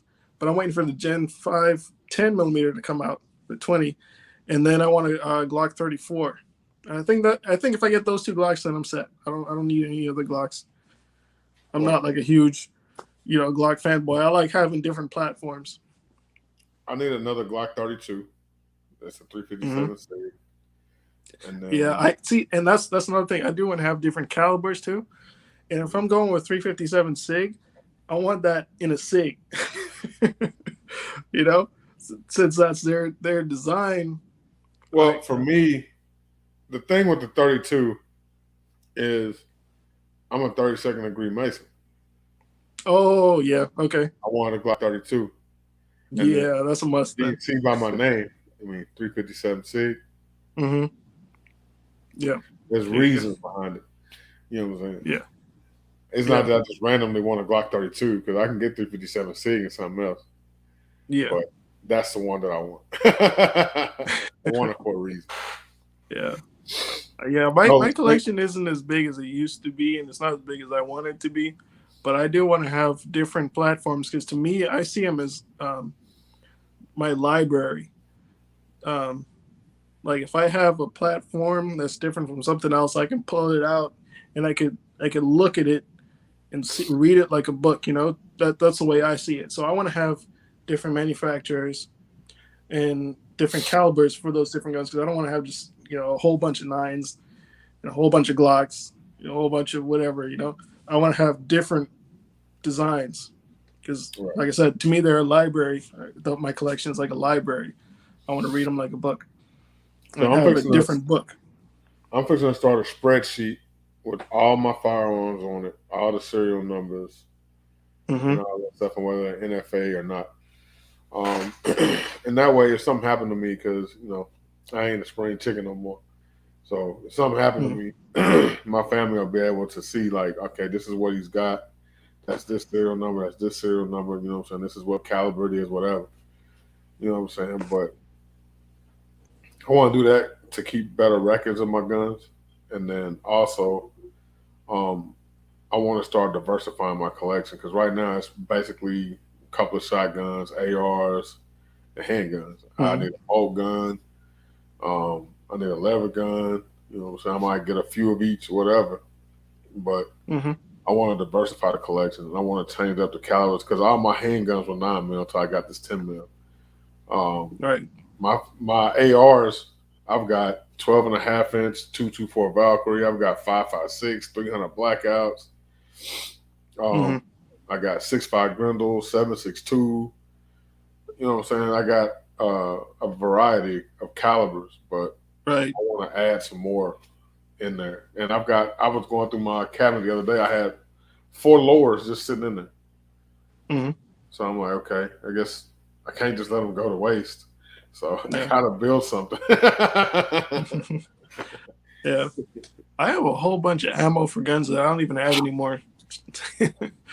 Because for a while there, I had to sell a lot of my good guns, man. Like those bad times. But yeah, like I'm slowly building my collection back up, and I think I went a little too far building ARs because I have 3, and I built all of them. The third one has all the parts together, but I'm still waiting until I get an EOTech so that I can. I want to Cerakote everything. So that one's not completely built yet, but all the parts are here. I can put it together if I wanted to, but I want to wait until I Cerakote everything and then But I have 3 ARs, and I went too far because I always said I only want one platform. 3 ARs, but I ended bro. I've got 300 blackout ARs by themselves, just no 3. Yeah, I'm looking at a case with 4 in there right here, right now. Yeah, it's so easy. It's so easy to get into that and then keep going with it because it's so easy to build ARs. So when you start with one, you're like, oh, let me get a different one, and then I'll do this differently. So all 3 of my ARs are all 5.56, but the other 2 are one is more for precision, and the other one is for like getting beat up. Like it's a really like everything I did with that gun is rugged. And then my third one is a shorter because the other 2 are 18-inch barrels, and the third one is a 14.5-inch that I'm going to pin and weld. And that's another reason why I'm waiting to put it together because I want to actually weld it first and Cerakote everything. Gotcha. Jump in this chat real quick. I got Saint the Realist in here. What's up, man? Deer Meat 2-time TV is in here. And then I saw where I believe it was Jack of all trades. I'm at On Target Shooting Sports in Murfreesboro, Tennessee, brother. Wait, where was I didn't hear that last one. What'd you say about Tennessee? Where I'm at, he asked what store I worked at. I work at On Target. Okay, yeah. Yeah. Okay. Yeah, yeah, sorry, y'all. Black boy in here. What's I'm up? glancing at. If you see me glance, I'm looking at my phone, my other phone, to look at the comments too. Oh yeah, you good, brother. You good. I've been over missing here y'all bouncing too. between screens and everything. So. But yeah, I don't know, man. I don't feel like you can have. If I had all the guns that I've had passed through in the last year, I'd be up in a pretty good triple digit number. But I've let a lot of stuff go to avoid that. I went on a spree at one time, man. I sold a bunch of stuff, man. I sold. I was up heading towards triple digits just in handguns, and that didn't even include none of my rifles and nothing. So I was like, I got to get rid of some stuff. So I just started just blowing stuff out, man. I saw one dude like 4 guns, you know. I just started blowing stuff out, man, getting stuff out, and start bringing in some new stuff, trying to change some stuff up a little bit. So I've been kind of rebuilding my collection, you know. So I don't want to go over a certain number. So I try and keep a certain number. You know what I'm saying? I feel like if you got like 200 guns in the house, you asking to have some problems to jump off. Yeah. No one go on vacation. I want to though. I want to one day. The most I had at one time was 15, but I had a couple other ones that I sold. You know, bought and sold. You know, different things. So I'd say total of all the guns I had, I probably owned like 20 something guns. So that's like all the guns I've ever owned. But at one time, the most I had was 15. Now I'm at 9, and I'll slowly get back up there. But one that I did own that was just garbage was a Beretta Pico. You remember those? Oh man, damn! I forgot about that little ass gun. That was garbage. Like I wanted it because it was small, and I heard reviews on it, right? So I was like, it's a Beretta. They don't usually put out garbage, and like people are saying that it was. They were just saying it was a bad gun in general. But I was like, you know what? Let me just try it for myself because it was cheap. It was actually pretty cheap. So I was like, let me try it for myself, see how it works out. And when I did get it, first time I took it to the range, the trigger return spring popped off. So I was getting a dead trigger. And I had to keep pushing it forward. And then I looked in it and I saw that the spring was off and I put it back in. And I was like, I'm not trusting my life with this gun, you know? Yeah.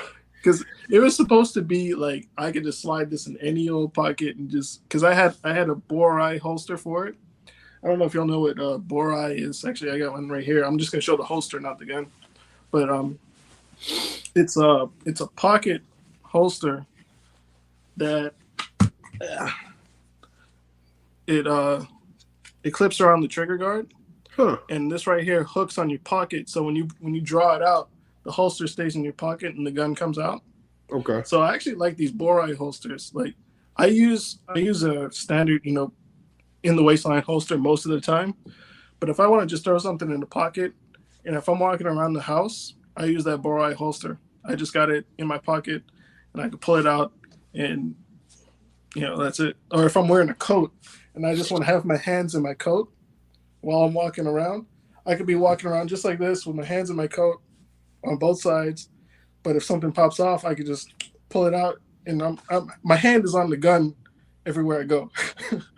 Well, with that holster, you know, I can have it in my pocket. My hand is just in my pocket, but I have my hand on my gun. So literally, if something happens, I got a split second to pull that out, and it's ready to go. Yeah, see me. So I don't have to like pull up my shirt and draw. My hand is already on the gun. Yeah, so when I'm walking around, when I'm walking around the house I carry my GX4 most of the time, and I carry it in my pocket in one of the sticky holsters. Mm-hmm. Oh yeah, I've heard of those. Yeah. Yeah, so I carry one of those in my pocket. Mm-hmm. And everybody thinks those bore-eye holsters are pretty nice. And what's nice about them too is you can snap it on, but then you could also work the slide still. So if you want to like do it as safely as possible, you can snap it on. The trigger is covered up, and then you can put your round in the chamber instead of it being an exposed trigger while you do that. You know what I mean? So it's a little bit safer. And that's why I like. But yeah, I like those Borai holsters. And you just slide it in the little holster, man, and slide it in your pocket. It pads it so it's not so hard in your pocket. It feels like you got a wallet in your pocket. Right. Mm-hmm. So I like it a lot. And it's real discreet. You know what I'm saying? Because you're walking around, people don't know what's in your pocket. They think you got a phone or a wallet or something in there. They don't know. Yeah. Until they mess up and they need some Agrite. Yeah. But yeah, I do like pocket carrying, especially in the winter time. It has the advantage of you already having your hand on the gun. If you're just walking around with your hands in your pockets, your hand is on the gun. Would you ever carry a wheel gun?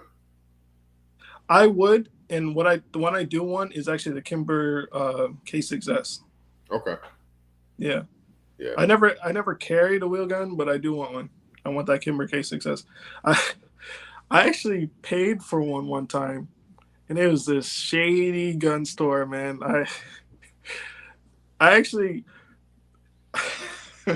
I got my suppressors from them too, and I think that's the only reason I was able to get them was because they're federally regulated. But they closed down the store, and you couldn't reach them because, waiting for suppressors. At that time, it took me 9 months to get mine. So I paid for my suppressors, and I paid for the Kimber K6S. They were all around the same time, like when that was first coming out. And I wanted to have that right when it came out. But I paid for that and the suppressors. And then they closed down, and I was trying to reach them. I was like, and I went to the building, everything was boarded up. And I'm like, what is this? So the only reason I was actually able to get my stuff from them was because the ATF was involved. So when it was time for them to give me the suppressors, they had to. Otherwise, some stuff's gonna go down. But I was pissed. I got my suppressors, but they didn't give me the money back for the Kimber, and I actually had to go to my bank, and I told them I bought this. I paid for this thing. They didn't give me anything. They closed down, so my bank paid me back. So I didn't lose any money, but I was so pissed that they just ran off with my money, and they were saying that the owner, they're saying he had cancer, and that's why they were closing the store. Okay, but I don't know about that because they had history before with different businesses like cars and other things that they would go into business for a little bit, and then they'd shut it down. Because I did all this research afterwards, after I realized I got scammed. I was so mad. I was all over the group. It was a Facebook group that it was like a local gun enthusiast group on Facebook, and I blasted them. I was like, this guy's dark, man. They took all my money. Man, you gotta be careful. When I went to pick up my suppressors too, I let everybody else know if they did business with them, they're gonna be here at this time. Go get your suppressors. Go get all the stuff that you probably bought from them, and they didn't pay you back. Yeah. You got to be careful out here. I got a call today from somebody, and they were getting jerked around by a gun store in their area, and I hate to see that, dude, because we try our best to make all our customers happy at our store. So we don't want anybody upset when they leave. Now, if you just do some jacked up shit, whatever, it is what it is. You're just gonna be mad. You know what I mean? But for the most part, we try and make sure all of our customers are happy. We try and treat everybody fair. Like today, we had a customer that bought a gift card that we couldn't even look it up to validate if the card was even any good anymore because we don't use that system anymore. So just out of love, we went ahead and just gave them 3 months of range time just to cover, because I think he said he had like $50 on the card or something like that. So we just gave him 3 months of range time. So that's more than what was on the card. You know what I'm saying? Yeah. So he was cool. You know what I'm saying? Like, oh yeah, I appreciate that. You know what I mean? Because we still honored it. But if people will come in, they'll have gift cards that they got when the old owners owned the store 2-3 years ago, and we'll still honor those. We have to go through some hoops and hurdles, but we still honor them. Yeah. So, I mean, we try and make sure we try and treat everybody right. You know what I'm saying? Try and make everybody happy. You know what I'm saying? You can't please everybody all the time, but you can please most of the people some of the time. So we do our best, and we try and stay competitive on price and stay. We try and stay at or below MSRP. Yeah. So people will come in sometime. They're like, "Well, y'all a little bit high," and I'm like, "Nah, bro, we're not high at all." When you go look at some of these other places, we actually are probably some of the cheapest around. Unless it's a big box store, we can't really compete with them. We mom and pop. Right. Can't really compete with a big box. And Total Glock, boy, I'm not FFL yet. It's on the way though. I'm waiting on the ATF right now, brother. It's in process. Just waiting. And it took my money. Now they need to give me my paper. That's what I'm waiting on. But it's you know what I'm saying. It's cool, man. And jack of all trades, where are you at? Because you said you was talking about stopping there and hollering at me. Are you close to me? I didn't know you was in my area. But yeah, it's cool, man. I like dealing with people, working with the public. How do you like working in a gun store? My thing is, I'm not a big people person. What's up, Brasswater? I'm not really a big people person, so I never liked working with customers. I was mainly the gunsmith, but I did also go help out at the counter. I loved being in the back while everybody else was at the counter. But every once in a while they would get packed in there and then they had to go help out. But I was never a fan of talking. But I'm talkative right now in this video, but I'm really not a talkative person. When I was younger in school, the teachers used to complain to my parents about me being too quiet in class. And my siblings are all the same way. Like, we're all pretty quiet. My younger sister, she's more quiet than I am. I would love to be a fly on the wall in one of y'all's family gatherings.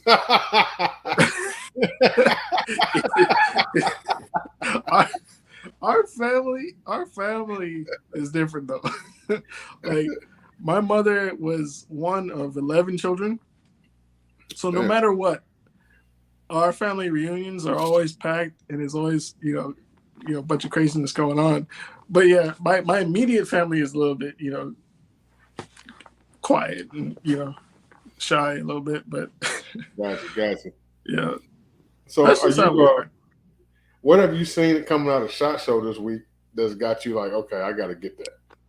What I want to see is that EOTech Flex or whatever it's called, but it's a red dot from EOTech, like a pistol dot. Yeah, the pistol red dot, the reflex light. They just announced that at SHOT Show, and I'm like, I want to see that now, because I do have an RMR from Trichicon. Yeah, but I hate taking that cover off to change the battery. I got to take the whole thing off, change the battery, and I'd love to be able to just unscrew the top like the EOTech and put it in there. And I think Holosun does that too, but then I don't know how I feel about Holosun. So Holosun, I've got about 3 or 4 Holosun rifle red dots, and I'm looking at getting some pistol dots. But after seeing what Holosun just dropped at SHOT Show, I'm gonna have to wait and get one of those, because they just dropped their new lineup. The red dot is cut specifically for the firearm that you're putting it on. So if it's a Glock, it's cut specifically for the Glock MOS. If it's Smith & Wesson, it's cut specifically for Smith & Wesson. No plates needed, mount straight onto the slide. And they don't have batteries. They have internal batteries, built-in batteries, and they are solar powered. And they're solar. So those are the ones I'm really interested in. I'm really wanting that EOTech too. I like that EOTech. That was nice. Yeah. The price point on it was nice window too. Yeah. That window on the EOTech is huge. Yeah. So I love to see it. Yeah, that thing's nice, man. So I don't know, man. EOTech made it hard because when he said the MSRP and it was like $350 or something like that, I was like, that's how much? That's MSRP. That means street gonna be like $300. The Trigicon RMR, I think, was, I don't remember what I paid for it at the time, but I bought that in 2015. But that was expensive too. I was like, Yeah. I want to say 4. Yeah, they're like 4 or 5, somewhere Yeah. in there. I Yeah. just don't. I don't know, man. I'm just not But to on be the honest, Audemars I don't know bandwagon. how I like pistol red dots anyway, because it is kind of, you have to get used to it. But I did get used to that Trigicon one. But the EOTech looks pretty interesting because the window is clear. It's not like a tint on it like the RMR has, like a greenish tint. The window's clear on the EOTech, and it's a lot bigger. Yeah. You got a lot more view with it. So I'm curious. I want to see what that's like. I want a red dot on my 10 mil. I want a red dot on my Canic, and I kind of want to get. I want to get the new Smith and Wesson, uh, the Shield Plus and 30 Super Carry. Right. I Yeah, want I've seen that too. to so Hmm. I'm curious about that one for my wife. But then, like I said, I always got to make sure like the gun is out for a while and let it build up a reputation. So I don't want to give my wife a piece of garbage if it's garbage, you know. So I'll wait for a little bit, but then I'm curious about that. I mean, I've had Smith and Wessons, and I think they're fine for me. I Hmm. wouldn't have no problem with it. It's the caliber, with it being a brand new Right. caliber. I want to make sure it's got the true support that it needs to be. Yeah, and that's what I'm saying too. Like it's a new caliber, and the gun, yeah, that platform has been out for a while, but it hasn't been shooting that caliber. So Right. the combination kind of is, the whole combination is pretty much new. So I just want to let it build up a reputation first, because like I was talking about with the 44, the So Glock tag life. 44, you would think a Glock is going to be reliable, but a Glock being combined with 22 long rifle wasn't exactly the best combo. At least when it first came out. I don't know how they're Right. doing now. What's up, So Brasswater? Yeah, that Glock 44 was I didn't. I'm surprised it lasted as long as it did. To be honest, yeah, get an you know, SRO. what I just thought was funny too with Glocks is their patent numbers. I think they timed that on purpose. Like everybody knows it's their patent number, the Glock, then the number is the order of the patent.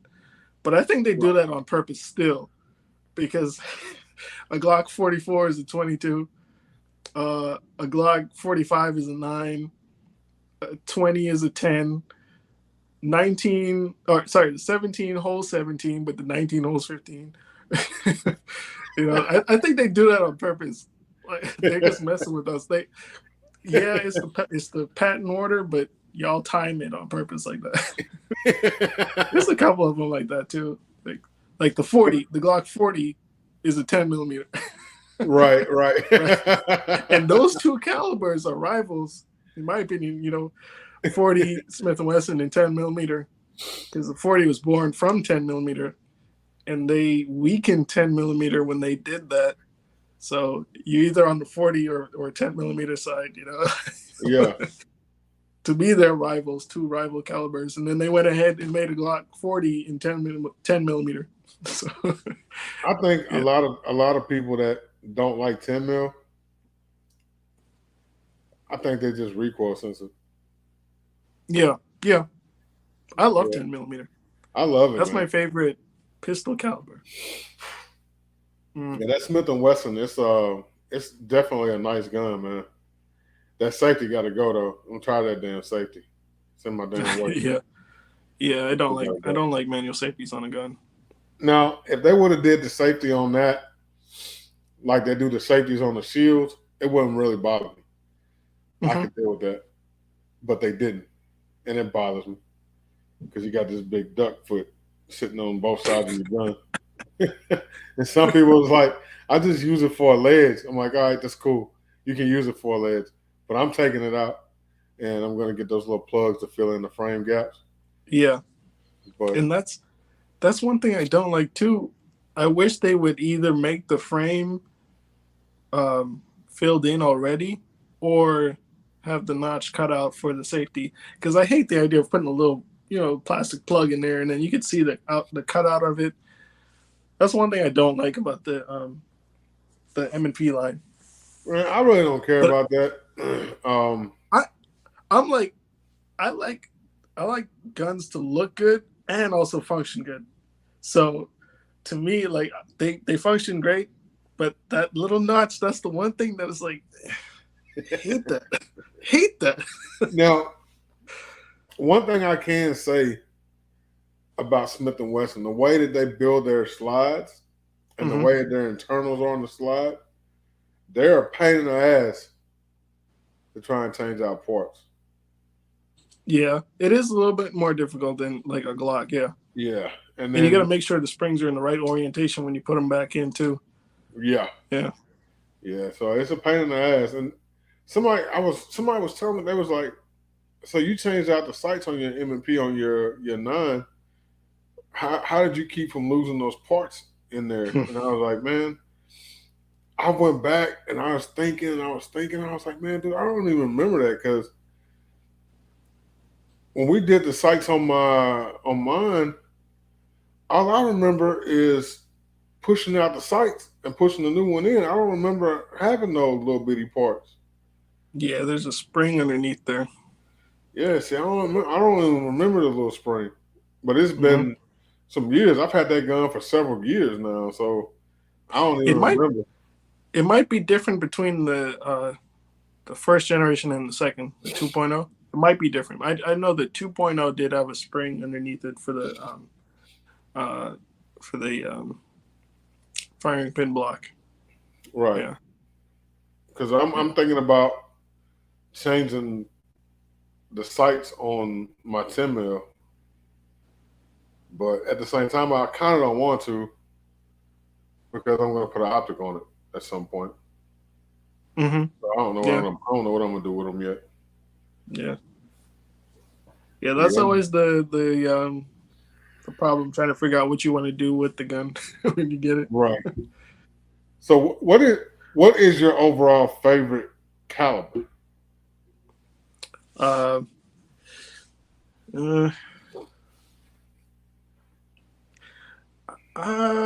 don't think I could say I have one. I know my favorite pistol caliber is 10 millimeter. Actually, I could probably say that is my overall favorite caliber, because I do want a carbine. That's actually one of my ideas, like a platform that I design, because I don't want just somebody else's platform. Although I do want a 10 millimeter in the HK UMP platform. I feel like that would be cool.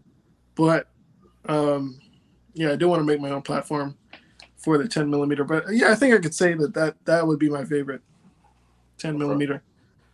Yeah, of all the calibers, all like over every platform, shotguns, rifles, and pistols. As far as rifles, favorite caliber might be 308. I know it's kind of antiquated, but to me, that's just fine. Like it's a well-rounded caliber to me. You know, I've never shot a 308. What's up?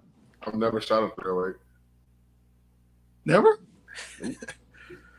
I used to have an M1A. I still got the extra mags for it, and I have the scope that I had on it. But when I sold it like an idiot, and I had all my upgrades on it, because I was like, screw it, man, I don't care, just give me whatever, And I had my Sadlac scope mount in there. I had my Sadlac guide rod, spring or recoil guide rod, and I did some upgrades to it myself. Like I put a shim behind the gas block or whatever it is, but I tightened up the action a little bit. So I added a shim to that, and I was making a stock for it. I still have the blank in my closet. It has the outline of the M1A stock, so I was working on that, but I graduated before I could finish it, because I was already working on my other projects, and that was just going to be an extra one. So eventually, when I do have a mill again, I'm gonna finish up that M1A stock. It's a walnut stock, and it's gonna look really nice when it is done. But that's another one that I do want to get back because that is my favorite rifle. Again, it's not strictly practicality like that. That's just my overall favorite rifle is the M1A. So you got an old Yeah, soul. I want that back. That's another gun I definitely went back. Like I want to get the AK back because I have a ton of ammo. I have like 3,000. Well, that's still not a ton, but I have 3,000 rounds that I'm just sitting on that I could be shooting. So I want to get the AK back first, but then I also have some 308, and I have a bunch of mags for the M1A, and I want to get that scope back on there. And so that's probably the order of the rifles that I'm going to get: an AK, and then an M1A. Did you see that Zastava has a 308 AK coming up? I don't know how I feel about that either. Like, really? I don't like when when a platform crosses into a different caliber that wasn't designed for it. Like, I hate the idea of an AK shooting 5.56. Yeah. I hate that idea. Like, if you're gonna go with a platform, go with what it was designed. Like, do whatever you want. Honestly, like that's fine. But like, I just don't. I don't like it. That's just me. You'll definitely. It'll work just fine. But to me, like, I don't want to marry one caliber with a completely different platform. It just seems weird. I want that platform to be pure, and I want this other platform to be pure. Just like that's just how I am. So, how do you feel about the KS-47 and the CMMG Mutant? They're As cool. regular They're gun guy cool. said, Did he say that just now? no, he said CMMG. Oh yeah. But no, like they're cool. They're cool. But I wouldn't get it. That's just me. Like I don't want it. I don't want an AR platform shooting 7.62 by 39 or an AK shooting 5.56. But it's not really. Is it really a AR? It's an AR platform. It's a style it's similar. You know what I want to do? And if my FFL comes in, mm-hmm. I don't think I'll be able to do it this year. But when my SOT come in, Mm-hmm. I think my KS-47 gonna end up getting a happy switch. Mm-hmm. Yeah, they yeah, that'd be fun. Definitely. Yeah, they do make ARs and AR-15s and 10 mil Black Poindexter. As a matter of fact, I may have a video come out on one in the near future. That's another thing though, Black Poindexter, the 10 millimeter AR. I don't like pistol calibers in AR platforms. I'll accept the SIG MCX. What is it again? MCX or it's the SIG 9 millimeter. Yeah. Like, yeah, I think it's the MCX. Yeah, I think it is the MCX. But I will accept that because I don't. It's similar to an AR, but it's not exactly. But I hate seeing a 5.56 typical lower that has like a what do you call it, the adapter to accept the pistol magazine. To me, it just looks goofy. It looks goofy, man. Like, why? Get something, like I said, get something. Don't try to marry a different idea with another one. Get something that was meant to shoot 9 millimeter, like a MP5 or or a Scorpion. I don't know, like something else. I don't mind them when they have the lower receiver made and designed to take a pistol mag. But when you just plug that adapter in there and then stick the mag in there, it looks stupid. Yeah. It's like, I don't get the point. We have a 9 millimeter Draco at the shop. It's the second one we've had in the last 3 months. And Uh-huh. every time I look at it, I'm like, this shit looks stupid as fuck. I know. That's what I'm thinking. We had a Draco that was on the wall too. Same thing. It was sitting there for a long time because nobody wanted it. It has a stupid Glock mag sticking out of it. What the? I don't want that. I don't want that. Man, it looks stupid as hell, man. Why? Why would I do that? But I will say, Head Down Firearms, they make this gun. It's the HD9. Mm-hmm. You can get it in a 5-inch barrel, 10.5-inch barrel, or 16-inch barrel. And it's an AR. It takes Glock mags, 9mm. Mm-hmm. And I've got to say that I love shooting those guns. They run really, really well. Mm-hmm. They shoot really, really flat. And they're fun as hell to shoot. Mm-hmm. And the 16-inch, I don't know what it is, but if you run subs out of it, it almost sounds like you got to suppress. Oh, yeah? Did I? Huh? But Did I drop there for a second there? No, you good. Oh, okay. All right. Yeah, I don't know, man. I'm not a big fan of SIG because SIG uses their customers as guinea pigs. So I'm not a huge SIG fan. That's true. I did say that before in a live stream. I think it was RGG's live stream, or it might have been Diesel TV. It might have been his. I don't know. But I said it in a live stream, and I said SIG, they're good, but they do, test on the public. They'll see how the gun does before they'll sell it, and then see how it does. And then they'll be like, oh, okay, we got to fix this problem. And then they'll take them back and do it. Like, that's why I waited. My carry is a 365 XL. I waited because I knew they were having problems with the smaller one. Because they were having primer smear and it was breaking the firing pins and all that. So I was like, that gun, that feels good and everything, but I don't know if I want that yet. But then when they came out with the XL, it helped it because it decreased the time for it to cycle. So it wasn't having the same primers. It still smears the primer a little bit, but nowhere near as much as it was with the shorter barrel. So they fixed that, and I felt like the 365 XL was better than the first one. So that's my carry now, and I like it. See, it's like a good, well-rounded gun. I carried a 43X for a long time. Mm-hmm. And I recently made the switch to CZP-10C. Mm-hmm. Okay. I love my CZP-10C. And then some days I want a pocket carry. I don't want to carry on the hip, so I carry my GX4. Mm-hmm. So those are my main two carry guns right now. Everything else kind of just is a range toy. Yeah. I carry my Canic, but that damn thing is so damn big, bro.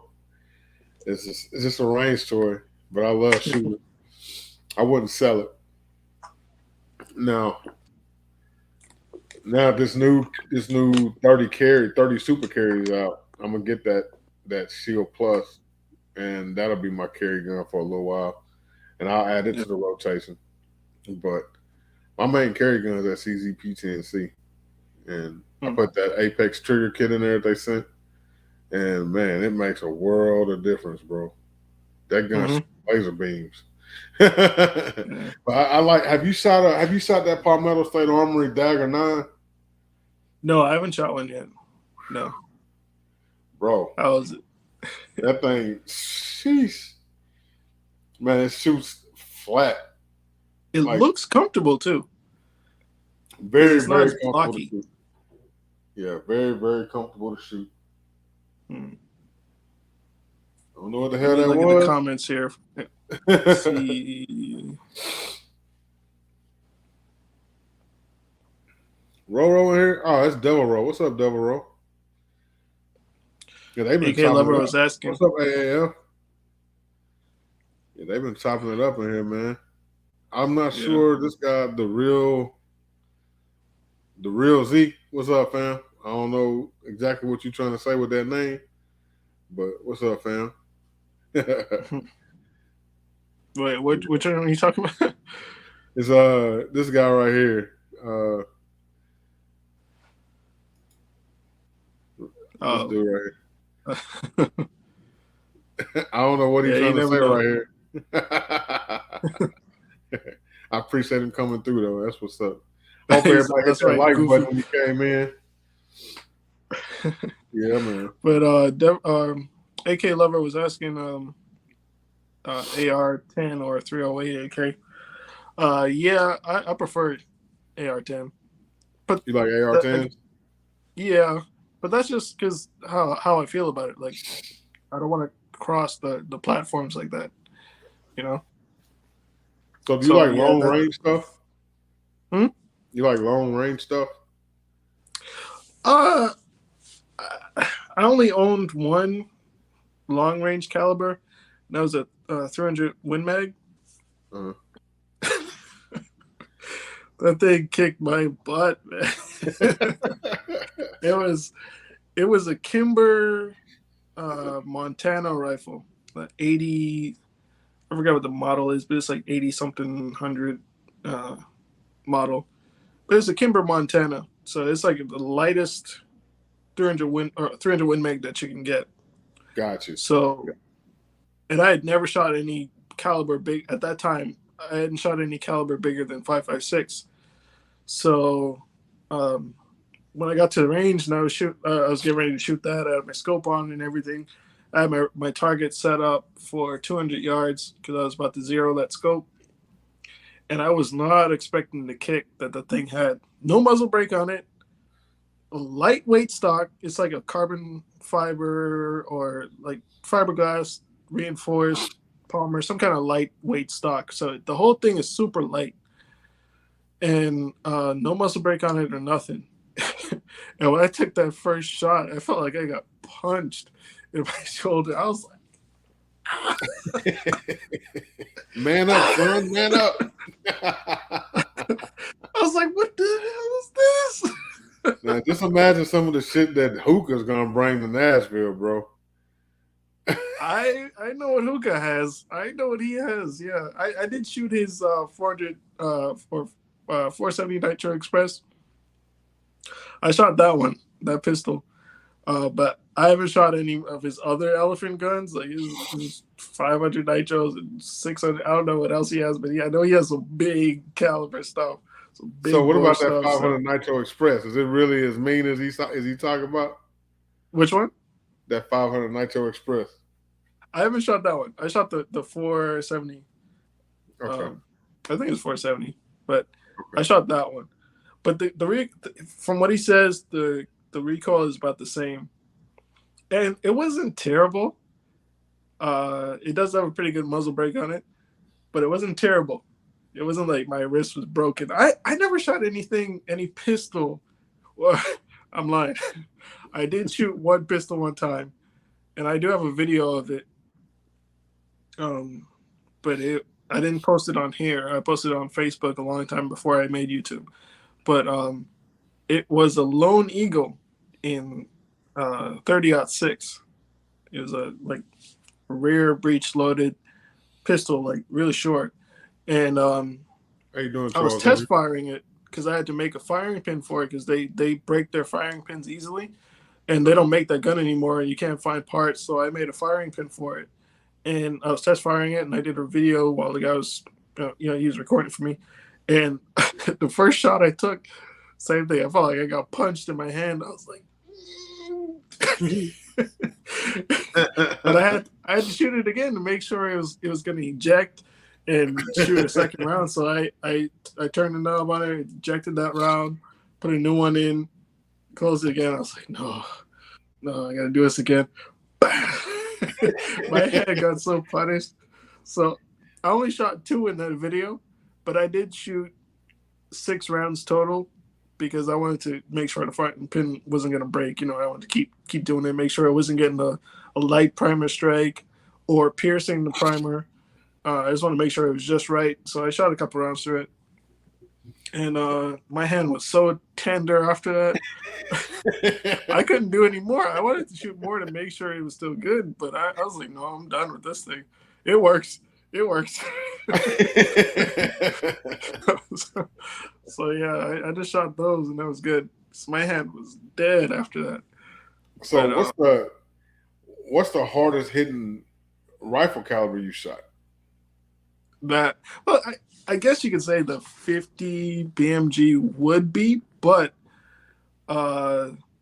it does have a muzzle brake and it's gas operated, so it absorbs a lot of that recoil. But the biggest hit I took would be that 300 Win Mag. 300 Win Mag. Yeah. And then I'd say the second one would be a rifle slug out of a shotgun. That was another good kicking one. I was like, man, I'll tell you what, man, if you've never shot a slug out of a shotgun, especially like a 3-inch slug or a 3 1/4-inch slug. Yeah, and that's what it was. It was 3-inch. God, man. And it, like, I shot it. So I've got the Black Aces shotgun, the semi-auto joint with the wood stock on it. And it don't have nothing for padding on that. Man, when I first got that gun, I went to the range. I'm like, yeah, I'm finna run the shit out of this damn gun. Slapped them 3-inch slugs in there. I'm like, everybody talking about this shit gonna hurt. Blah, blah, blah. Man, I put that shit up. Bow! I was like, shit. Man, nothing to absorb, nothing. No, it hurts. It hurts. Like, the one I shot too was same way. They only had the little thin plastic butt pad on it, you know? It wasn't a rubber thick butt pad. It was a thin little plastic one. And that thing punched me. Yeah, man. You gotta be careful with that stuff, man, because that Black Aces literally does not have anything on the back of it for padding. It don't have nothing. It's like they slapped a piece of hard rubber on the back of it. It's like, here you go. Yeah. But it ain't absorbing nothing. You feeling everything. No. So I took my partner and his son to the range, and we let his son shoot it. He fired one shot. He was like, "Bah!" He said, "Ah!" he wouldn't shoot nothing the rest of the day. He was like, "No, I'm good." Yeah. Let me see what they're saying in the comments, though. Yeah, that's what I'm looking at, man. They out here. This fool said his CCW is a Desert Eagle 44 mag. If you can pull it off, go ahead. Damn. But anybody got any last minute questions y'all want to ask my man before he get up out of here? Because we about to shut this down. Who was I just saw one a second ago, but it's gone. I can't find it right now. Yeah, sorry y'all. I've been trying to look at the comments, but you know, I get distracted. But yeah, someone was saying that yeah, Big Zoe, he said the 30-06 from a pistol. Yeah, it's got to be painful. Yeah, it was definitely. And again, that was just a plastic frame, no like rubber padding or anything. It was just straight into your hand. Damn. Man, think about this. Like these old FUD dudes, these old heads, they like them big ass calibers, these hand cannons, and steel frame guns. That's just trying to break every bone in your hand every time you squeeze a trigger. And I think that shit's funny. So I had this dude come in a shop one day. We have a range in there. And this guy it was him, his wife, and his in-laws. And I don't know if he just didn't like his father-in-law or what the case was. But he had that damn Smith & Wesson 500 revolver with the short barrel. And this dude's father-in-law had to be like 70-something years old. He was about GHG size, little bitty something. He was old as hell, dude. So he gave him the gun, and I'm sitting there, and I'm like, oh, this is about to be ugly, bro. So I'm RSOing, so I made my way down there where they was at, and I'm standing right behind them. And so I told him when I got back in the shop, I was like, we got to go in the office and run this video back. Y'all got to see this shit. Yeah. So the old man, he stretches out with the revolver. He shoots it. Pow! and it flipped back, and that muzzle was about that far from his forehead, bro. He almost domed himself. I was like, either you don't like him, or you really thought he could handle that. My vote is, I don't think he really liked dude. He wanted to bust him in the noodle, and because he was laughing his ass off. But I was like, shit. I do want to shoot one though. What was it? Life with what was it? Obi or Obi? Yeah, Obi. I always forget people's names. but yeah, he has that one that he likes to let people shoot, and they're just like they don't know what to expect from it. They just yeah, real Rambo. But I do want to shoot. I want to try it. I never shot a short 500 Magnum. I only shot my 10.5 inch. So I don't know what it's like to shoot a short one. And then I do have some 700 grain bullets that I want to try. So I can imagine a 700 grain bullet coming out of a shortage barrel 500. I want to see what that's like. Is another thing that people don't do with revolvers that I do is when I'm shooting a revolver, I wrap my left thumb around the back like this. Like normally when you're shooting semi-auto, you want to have it thumbs forward. I can't get in the frame. You want to have it thumbs forward. But with a revolver, you don't have to worry about a slide hitting you. Right. So what I do is I put my thumb back here right. and really grab onto that thing. Right. So when I'm shooting a revolver, I want to shoot that short 500 that way and see if that helps. Because you get better grip on it like that. Like I wish I could shoot semi-autos that way, but you got to worry about slide bite. So you want to have it thumb forward. You got to be careful about that slide bite. I have to clean a lot of that mess up at work. No, ain't nobody a wiener tackleberry bug. So big goofy ass. What he said? He said damn near knocked his dentures out.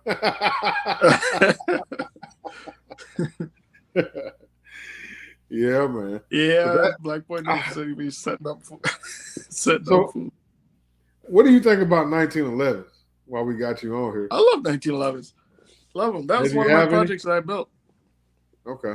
In school. Yeah, it was from scratch, like oversized Caspian parts. So you have to, measure everything.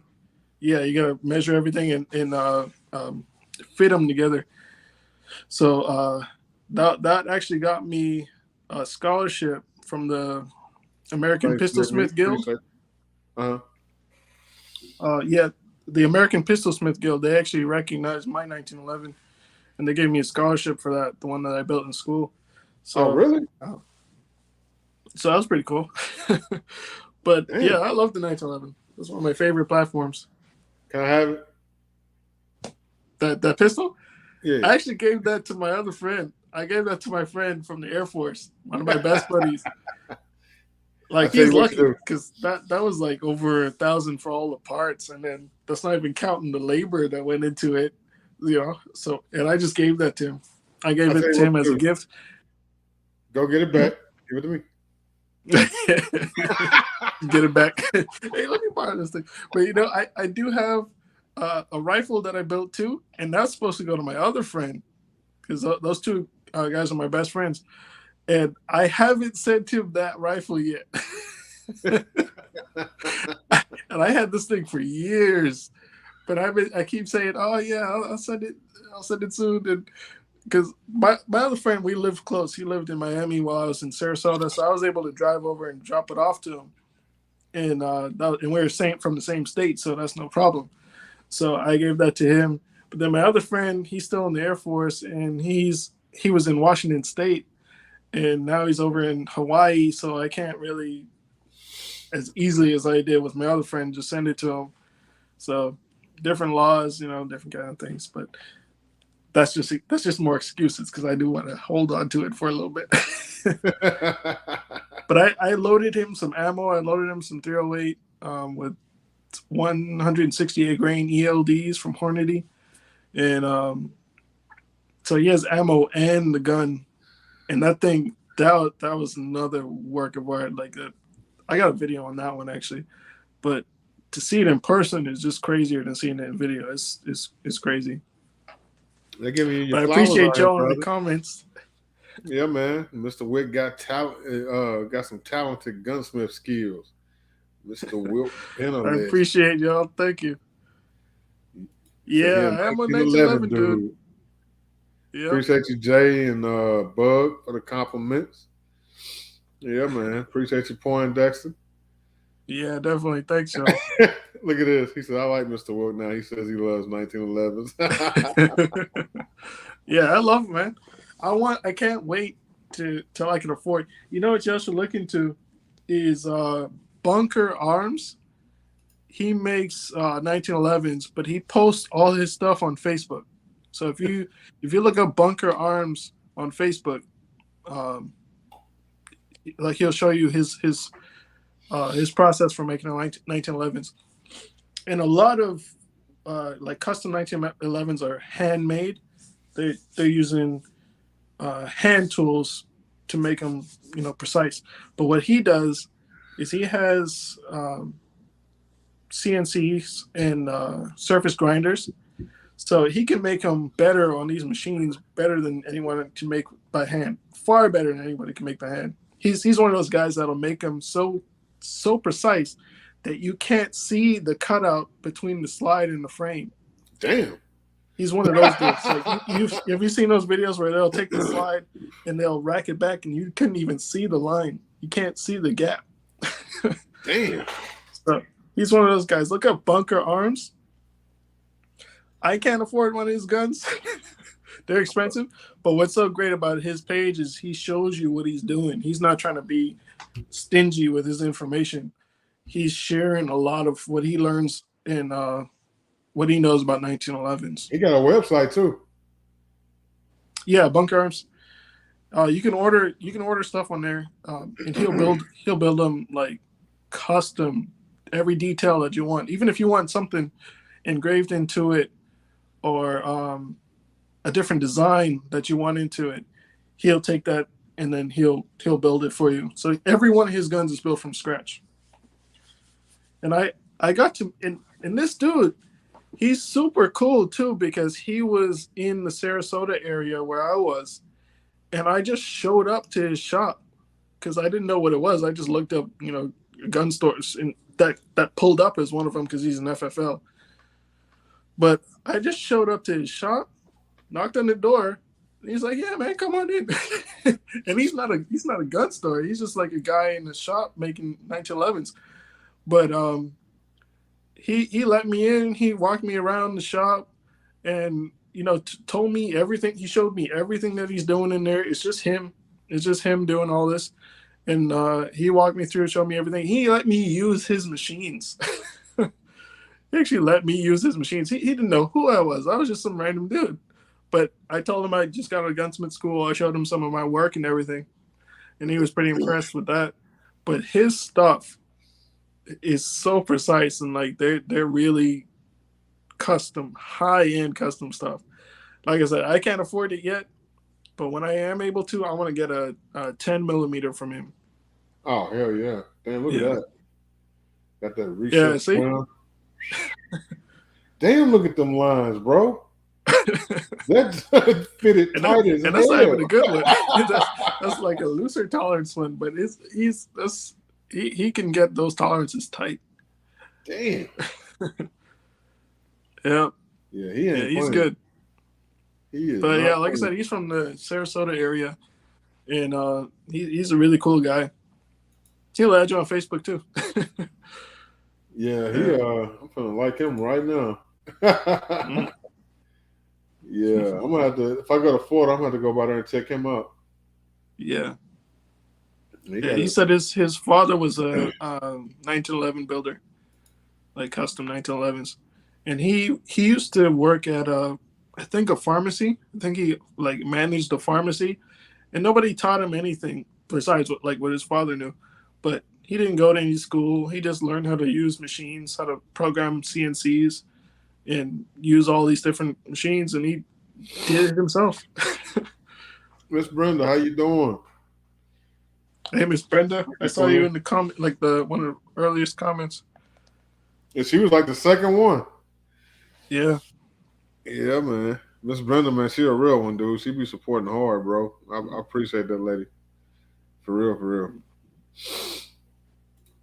Man, they giving you your flowers out here, bro. They really like you out here, man. You out here, you doing your thing, man. And there's a lot more to you than just a full auto Desert Eagle, as we can see.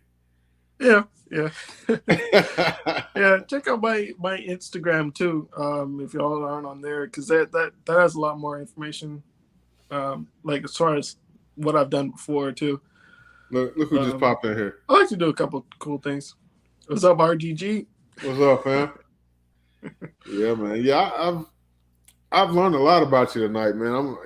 You got a lot more going on up there in that brain of yours than what I thought was going on. I thought you was, you know what I'm saying, doing your thing, but I didn't know you was that deep, like, you know what I'm saying, like the 1911s and all that stuff. I didn't know you went that deep into this. And how long you been into guns? Since when I really got into it was 2012. 2012? Yeah. And that's when you really locked in on it. Yeah, that's when I really bought my first one, and then I started watching YouTube videos and started being a real enthusiast and starting to carry and all that, Gotcha. Yeah. You don't mind me asking, how old are you? 31.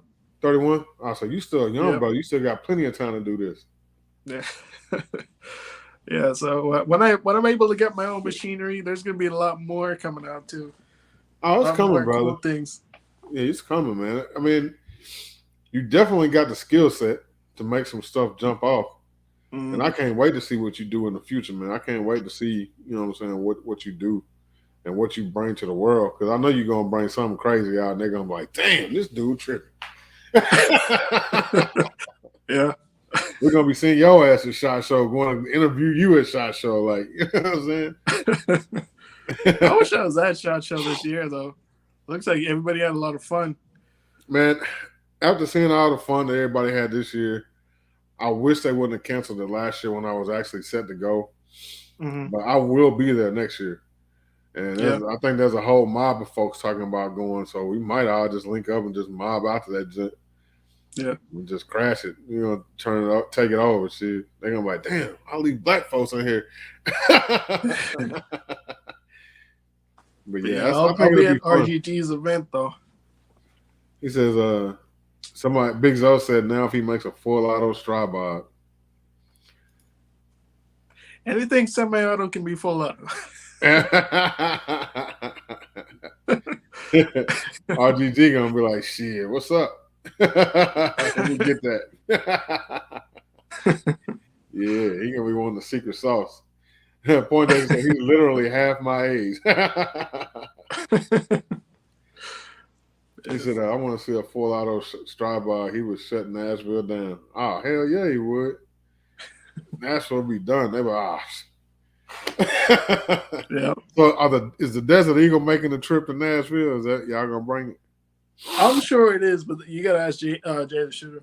Like that's his. Like he's the one possessing that. So everything to do with that is all through him. Jay the Shooter, is it coming? It better be coming, Jay. Is it coming? Yeah, we got a little bit of ammo left, but that's what I'm saying. If y'all plan on shooting that full auto Desert Eagle at RGG's event, bring some 50 AE because we're gonna run out. Yeah, man. And it's expensive. Y'all don't know, man. RGG got a regular meetup, part 2, coming to Nashville with the RGAs, a regular gun guy awards or a regular gun award. Yeah. So yeah, you got to be watching now, man. It's about to be lit. It's about to be lit. Yeah. Look.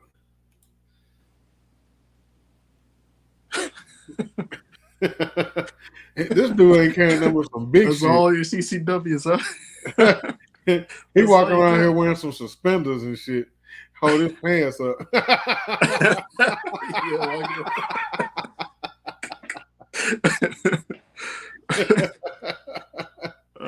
Oh man, that's great.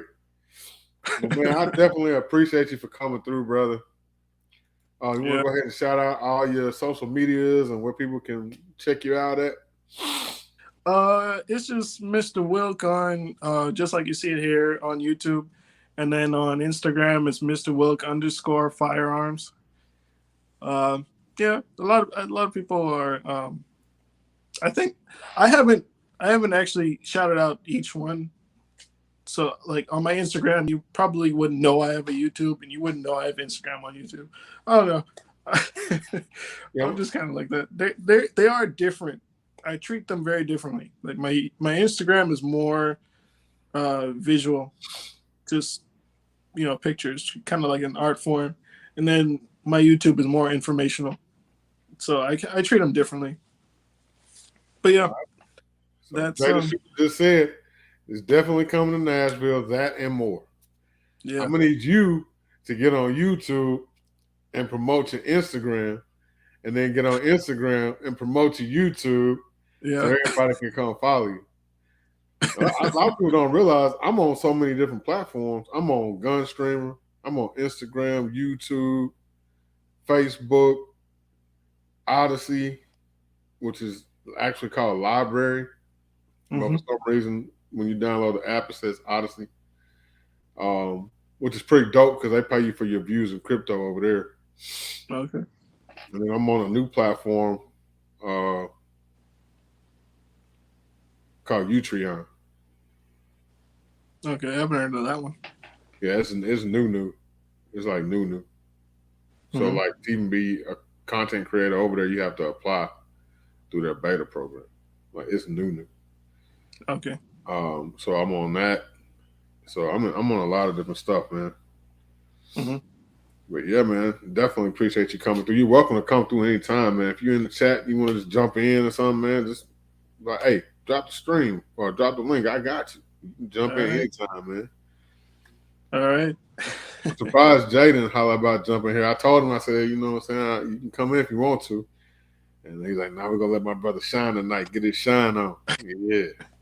Yeah, he's pretty supportive. Jay's pretty supportive. Like, he really is down to earth. I like him. I'm just going to look at the comments here one more time, just make sure we didn't miss anything.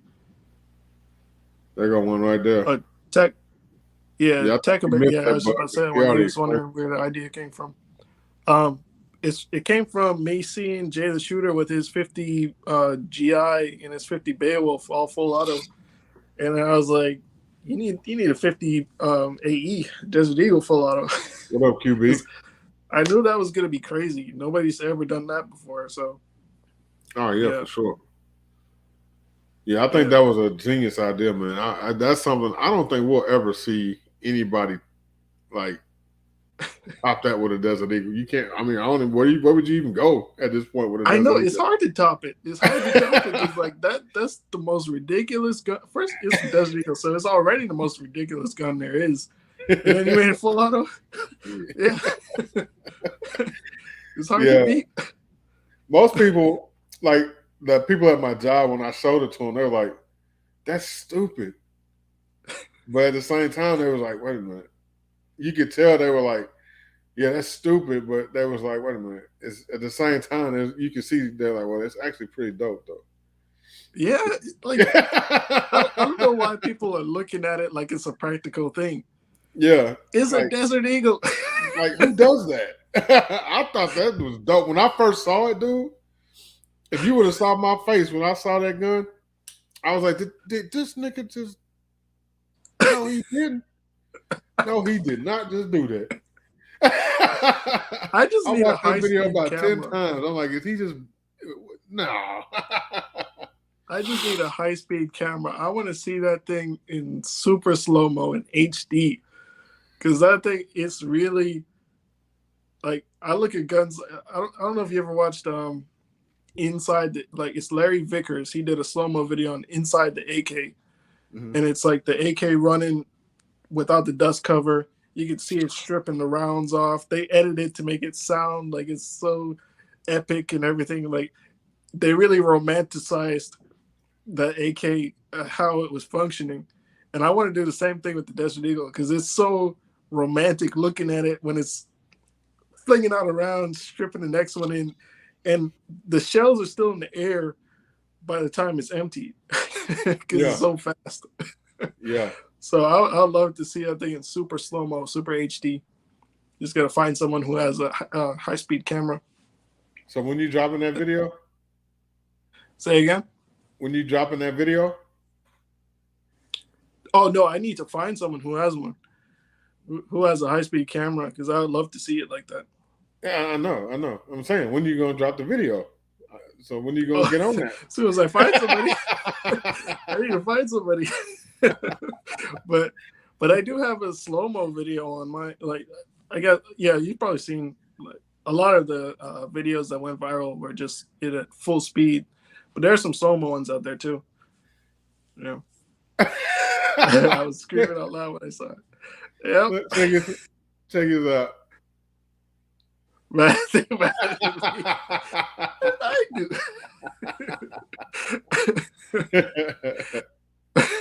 Man. So this is my thing, and what I come across a lot out here. A lot of white people, when it comes to firearms, look at black people like we're stupid and we don't know what's going on. Mm-hmm. So when you get a brother that come from where we come from, and you out of nowhere, you done made this part and made this gun full auto that nobody thought was possible to be full auto, and it runs flawless, and everybody's loving it, they hate it. And it's all legal too. And it's all legal. Because I hear that comment a lot. I hope he got his paperwork. It's legal. He legit. Yeah. All legal. The paperwork is in. Jay has the paperwork on him. He'll show it right to you. Appreciate you, RGG. Yeah, man. I mean, it's a lot of folks don't realize how big that was. It might not be that big to you, but when you really sit back and think about it, bro, what you did, like my man Bug said, that was groundbreaking, bro. Ain't nobody else did that. Ain't nobody even thought about it. Right. And here your ass is just sitting at the house chilling with this little devil on your shoulder, like, we need to do something real crazy. You know what? Jay got all these full autos. Let's do this. You know what I'm saying? That's some mad genius type stuff. I mean, you're a genius, brother. You don't realize it. You know what I'm saying? That was a genius move right there. You know how many people, man, if you put that on the market to sell it, you know how much money will be made out here? But for people that could have it. Man, that's crazy. You know what I'm saying? I just want to see it. What I like about it now that I've shot it, like, it's super addictive to shoot it. But now that I've shot it, my favorite thing is to see other people shoot it. I love seeing everybody's reaction when they shoot it. So I can't wait to see more of that in Nashville. But yeah, they posted me up on Car Arms on their Facebook. Yeah. That's big, man. They recognizing, they seeing, you know what I'm saying? They watching. Yeah. And they waiting to see what's next. And I see what he say right here. I already know, Jay. I know it's gonna be something crazy. You know what I'm saying? It's time to make folks mad out here. Big mad. I don't care. Be big mad all you want to. Yeah. Be mad. I'm just out here having fun, man. You definitely will go down in history. You're gonna be in a history book for firearms one day as the man that invented the full auto Desert Eagle. Do you realize that?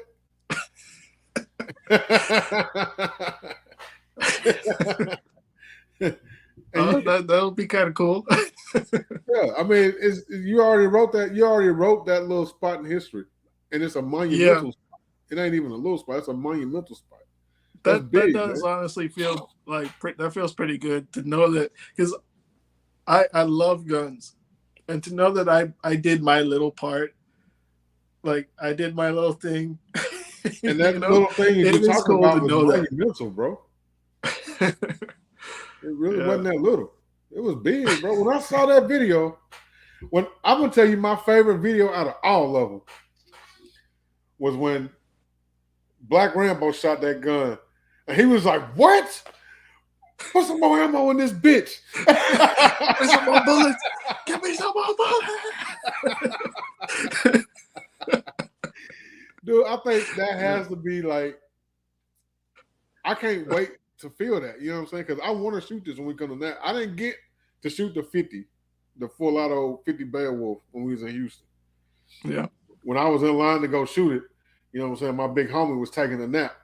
You know what I'm saying? So we had to break out and go see what was up. Mm-hmm. But I'm going to shoot it this year if he bring it. Yeah. I definitely want a piece of that eagle, though. I definitely want some of that eagle. Yeah. It's You know definitely like a once in a lifetime thing. And you can't find it anywhere else either. It's only one.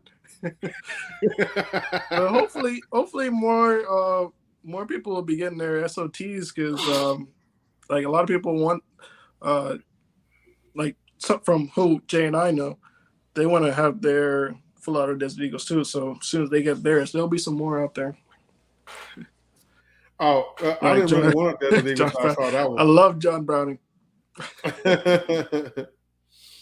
John Moses Browning. I did make I laser engraved a frame, a 1911 frame dedicated to him. It's on my Instagram. You're not gonna see it on Facebook. I mean on YouTube. He said, "What you on my did Instagram? They lifted Black Rambo off the ground. I had to catch, bro." It did. It did. Jay had to catch him. He was like, "Oh." If you look at the different angles, you can see him like he's supporting him. He's like, "Whoa!" and I forgot which one it is, but there is one angle of it too where you can see me. I'm kind of like inching up, getting closer to Black Rambo to make sure he doesn't fall back too. But Jay had his hand behind him. He's ready to catch him. Damn. Because he's already a small dude, you know. So, and then he shoots the 50 or the 50 AE full auto. Is just like, yeah, that took him out. Yeah. Oh man, I wish I could have been there in person to see that.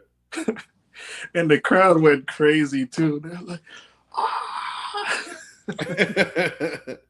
My man said, on a scale of 1 to 10, how difficult was it to convert that Desert Eagle?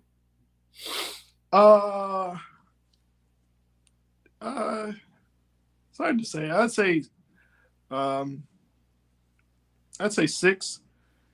6, I guess. Okay. But the hard part was just trying to think through it, trying to think it out, how to do it.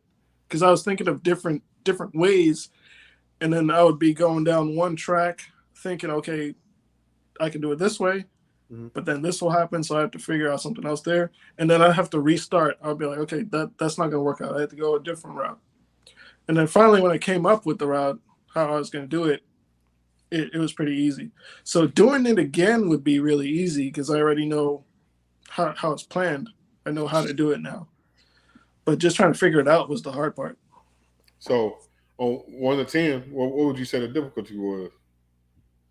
If you had to rate it on a scale of 1 to 10, what would you say the difficulty was? Now I would rate it 3 because there's still some machining involved. It's not like the switch on a Glock. You just change the back plate and you make sure that the trip isn't too long. Sometimes you have to sand it down. You have to make sure it fits properly.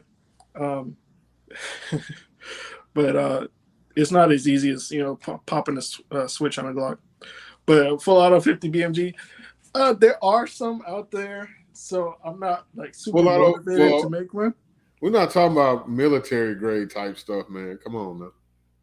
We're talking about something for the streets. I'm afraid to, though.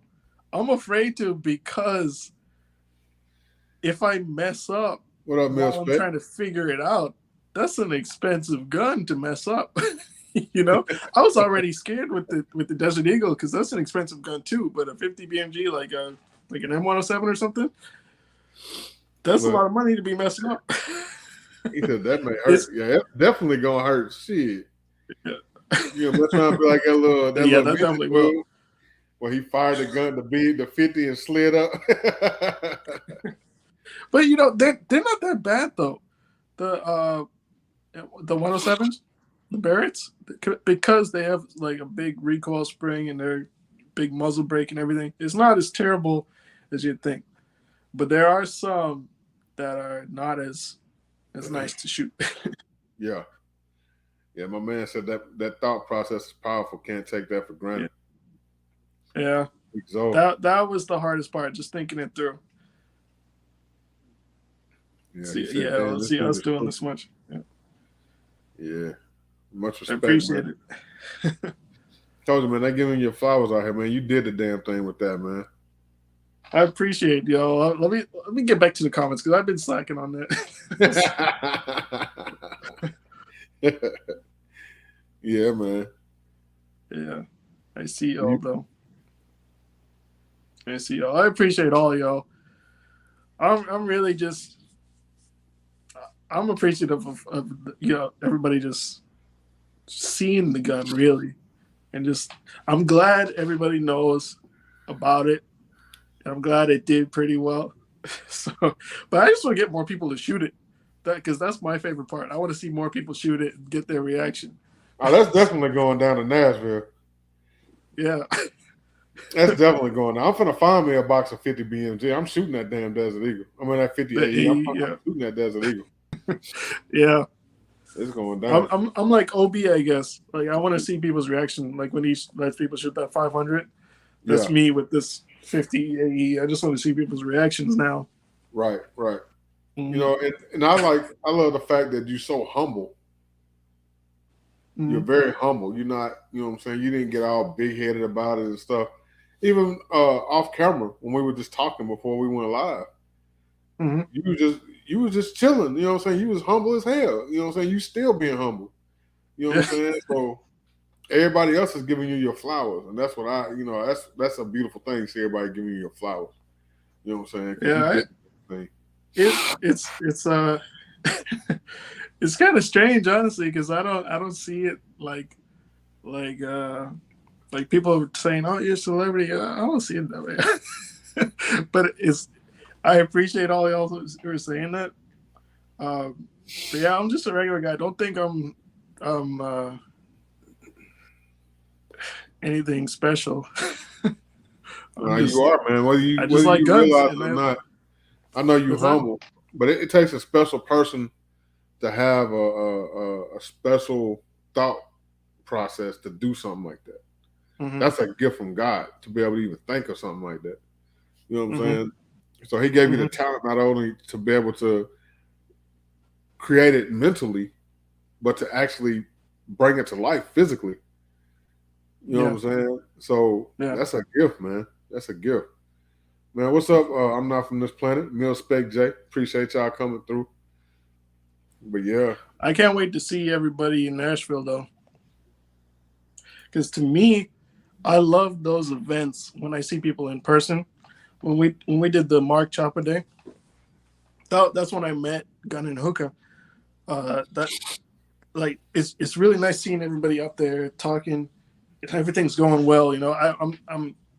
I'm sad I missed the first RGG regular meetup, but I'm definitely making this next one. So I can't wait to see everybody there. Oh yeah, man! If you missed the first one was amazing. That was history being made.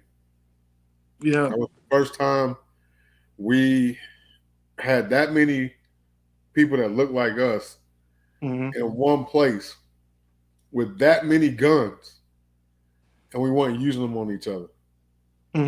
Right. You know what I'm saying? Do we had? I know there had to be 50 people out there, 60 people, and everybody had at least 3 guns apiece. So there was a lot of guns floating around. Hell, like I said, Gershon had a damn box. It was like a rolling suitcase, one of them little small rolling suitcases, just full of gun parts. Just out there trying to put shit together. Like, does this go with this? I don't think so. You know what I'm saying? But everybody brought a bunch of stuff. I brought 11 by myself. So we was thick out there with the guns, bro. But it was beautiful, man. Everybody was hanging out, chilling, kicking it, hanging out in the lobby of the hotel, hanging out, going out to eat.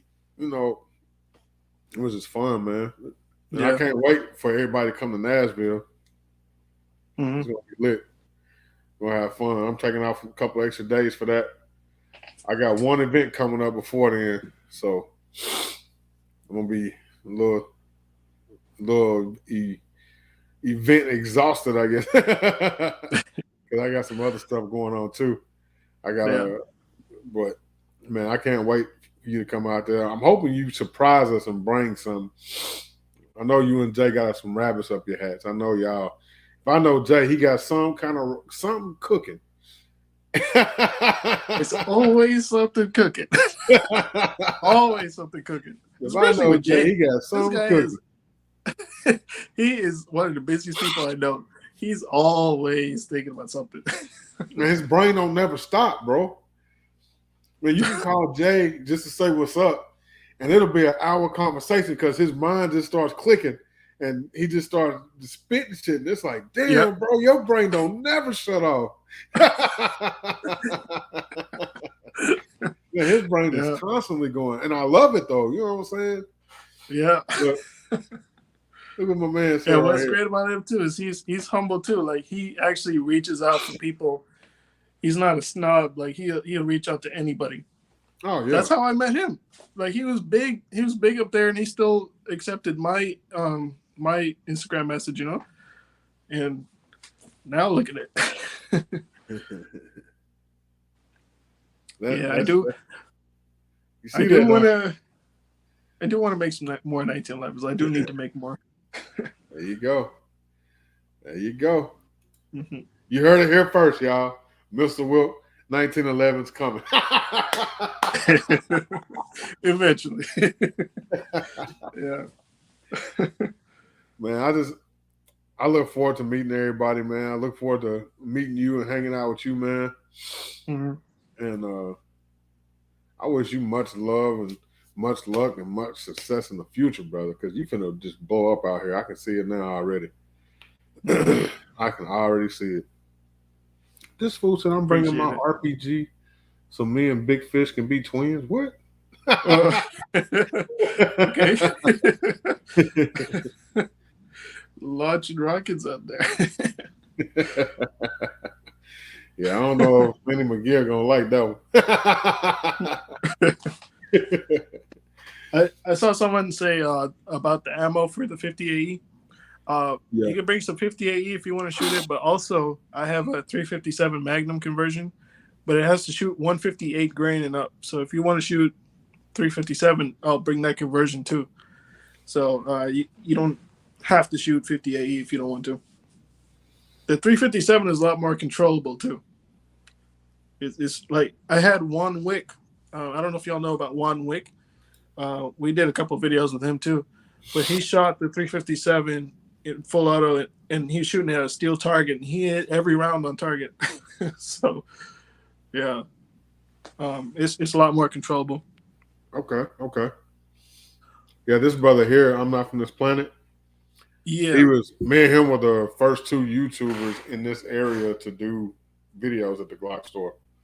Mm-hmm. And apparently he's been out to the farm already before where we're going to be shooting at. But yeah, he's a cool dude too. I'm not sure. Are you going to be at the event? I'm not from this planet. Are you coming to the regular meetup? Well, yeah, you're gonna have a lot of eyes on you at that event. That's for sure. I feel like you might as well just post up. We just got to get a big sign with your name on it and just post you up over there with your own little booth. And I'll just try to go there and have fun. I don't even know how much I'm gonna be recording there, because that kind of takes away. That's another one of my problems too, is I don't record as much as I should, because I want to enjoy it. Like the Mark Chopper Day, I didn't record one bit. I should have. So in that case, what I would recommend you do is get you somebody that you trust with the camera, and bring them with you and let them record for you. Yeah, that would be the easiest. Guy's gonna be with me. Yeah, Scotty 2 T's. That's my camera guy. He's gonna be with me. Oh, yeah. So, yeah, it's gonna be a dope event, man. He said I don't got one. I know you didn't have one, bro. but I had to mess with you. But that was a heck of a statement you made there. Yeah. So we won't. I'm mainly looking forward to meeting everybody. Yeah, yeah. Who are you looking forward to meet the most? And just be honest. I actually want to meet Yoki Stirrup because I she's knew Bahamian. Because she's Bahamian, and I want to be like, I want to talk to her in our accent, you know, and then I want to let y'all hear it too. But so I was watching a video of hers a while back where she had went shark hunting or shark. She was walking with the sharks or swimming with the sharks or something like that, and she went back home or whatever. And she was with some of her family, and her accent started coming out. Yeah. And it was a trip, because you can hear it every now and then when she's talking, but it was like it was thick when she was on that trip. Yeah. Yeah, it was thick. Yeah. So that's she's what I'm looking forward to meeting because I want to just be able to talk like that, you know. So that'd be cool. But yeah, I'm looking forward to meeting everybody. Oh, so you coming to Nashville Mill Spec? Hell yeah. Yeah, I'm looking forward to meeting a lot of people, man. A lot of people I've already met. You know what I'm saying? We was in Houston with Yoki and stuff like that. You know, RGG, that's my guy. You know, got to meet a lot of people that's in the chat right now already. Say Fulonzo. You know what I'm saying? Them my dudes. So I got to meet a lot of people already. So I'm looking forward to seeing who shows up in Nashville at that event and meet those people too. Yeah. I don't really have. I think the only one that like the big YouTubers that I'm just like, okay, yeah, I want to meet this one that I know is going to be there is Black Rambo and Twister. Mm-hmm. Yeah. You know, I've been Twister fan since back in the day. You know what I'm saying? Yeah. I don't remember a time when I didn't know who Twister was. What? I don't remember a time when I didn't know who Twister was. You remember a time when you didn't know who Twister was? No, I don't remember a time when I didn't know who he was. Like, okay. He's always been, you know, up there. Well, hell, I mean, he's probably been doing music as long as you've been alive, brother. Yeah. Yeah, that's what I'm saying. Like I can't tell you a time when Twister was new to me. He never was new to me. I always knew of him. Yeah. Yeah. So that's great. That was crazy too to meet him in person. It was like, that's Twister right there. You know how many, these songs I heard from this guy? How long I've been hearing this guy's voice? Yeah. And then you standing there with him shooting guns. Yeah, and then Black Rambo too. Like, first time I met him was at the Mark Chopper Day. But him too, because I remember when he did his videos years back, you know, his little rap videos showing all his guns and stuff. Yeah. And you couldn't even see him. He wasn't in the camera back then. He was just showing the guns and rapping. But him too. I never would have thought I'd meet Black Rambo. Yeah. You know, so it's crazy. Yeah, I knew one day I'd probably meet Rambo at an event or something if I stuck with this YouTube thing. But I never in a million years thought Twister would be involved in the mix. Yeah, and that's what's so great too, because he's a big name who's really involved with it. Like, he doesn't just like guns; he's in it. Got the gun camp going. Yeah, man, that gun camp thing is dope. Yeah, that's dope.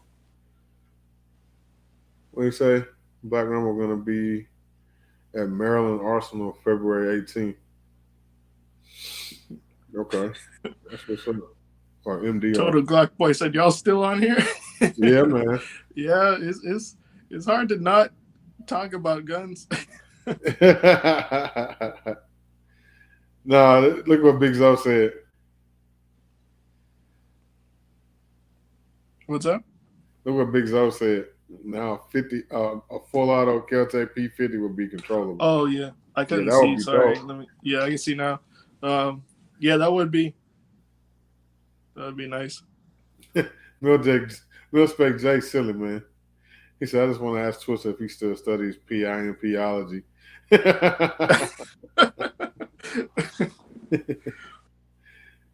And twist, like a lot of these people that you meet, that's another reason why I'm looking forward to meeting everybody at this event, is because you get to see them without the cameras. And Right. Twister is a really humble, like he was really quiet at that event. Like he he was a lot quieter than I thought he would be. Right. So it's pretty cool. Pretty cool to see everybody's natural side. Well, he was pretty quiet when he was on RGG's live. You know what I'm saying? He wasn't like over the top or nothing. You know what I'm saying? Yeah. He spoke. That's exactly how he was. Yeah. So, but he was pretty laid back. Like, I will say, like, since we've been on the live, you've been actually more upbeat and perky while we've been on the live. But before we went live, you just kind of chilling. You know what I'm saying? Yeah. Yeah, but you still, you know what I'm saying, you still real laid back, but you're a little bit more upbeat than you was before we went live. Yeah. We've been having fun here, man. I'm just like, I slowly warm up to people. And then when I do warm up to somebody, then they get to see like how I am. So that's just kind of how I am. Like, I don't know how people, I'm not saying it's a bad thing, but I don't know how people just go out there and talk to anybody and be best friends with them. I'm like, how do you do that? I don't know. I can't do it. It's impossible. It's not my nature to do that. I'm a Libra, bro, so we social anyway. So yeah, my youngest sister is social. She's really social. But my other two siblings, we're all quiet. We're all quiet. We're all just kind of in the cut, you know. but whenever I do get to know somebody, it's like I'm a lot more open, and I feel that way with everybody on here because we all have a common interest. So that's automatically a thing for us, you know. So I'm always I can talk to everybody on here a lot easier. Yeah, but normally I'm just like quiet. Look at Jay the Shooter. Let me find out Mr. Wilk got media training. Yeah, from you, Jay. Always forcing me to be in the camera. I don't want to be in the camera.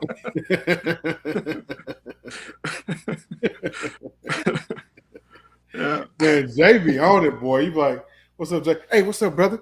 You know what I'm saying? He ready to go. Like, yeah. But like when you talk to him on the phone or something, he's like real. He's laid back, but he still talks really fast. He talks fast, bro. Sometimes he's a fast talker. For a second and let it process. Like, what the hell did he just say? He's trying not to waste time, you know. He can't afford to waste time. He has to get that out now. Man, that dude he'll go through stuff so fast, dude. When you talking to him. It's like, damn, bro, am I listening slow? Is he just talking really damn fast?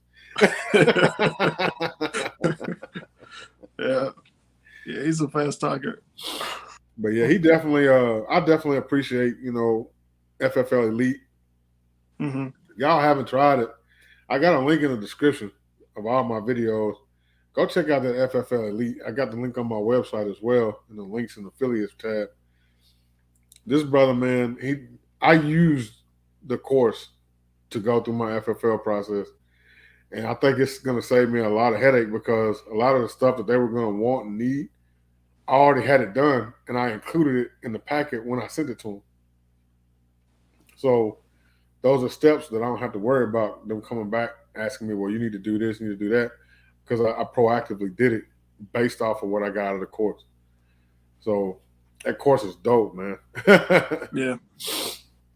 So if y'all haven't done it, do it.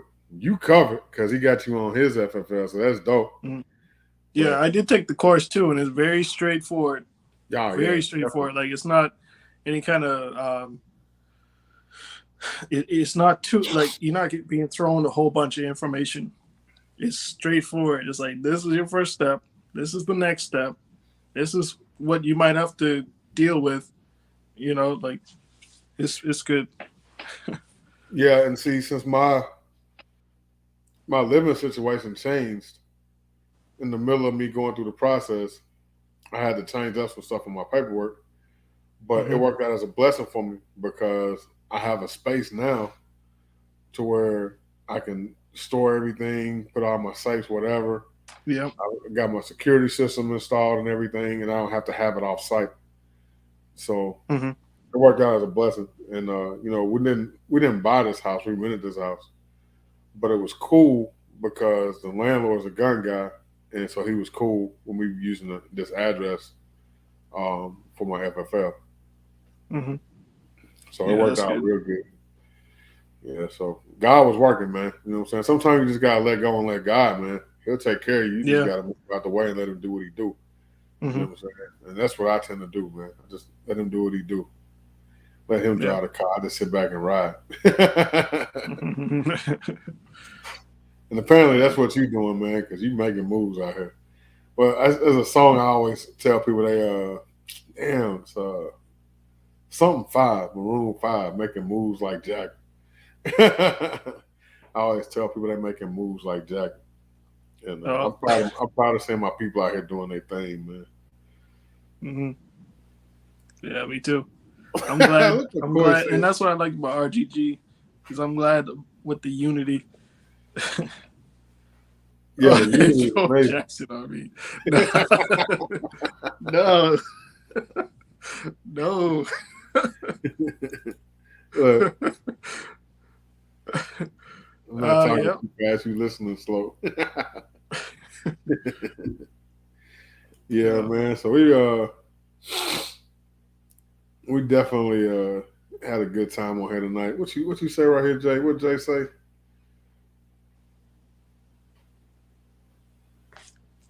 Fast talkers run the world. They don't even have to make sense. That's true. That's true. That's true. I've met a lot of people that are saying nothing, but they say it fast, and you're just like, yeah, whatever. Yeah, look at our president. Yeah.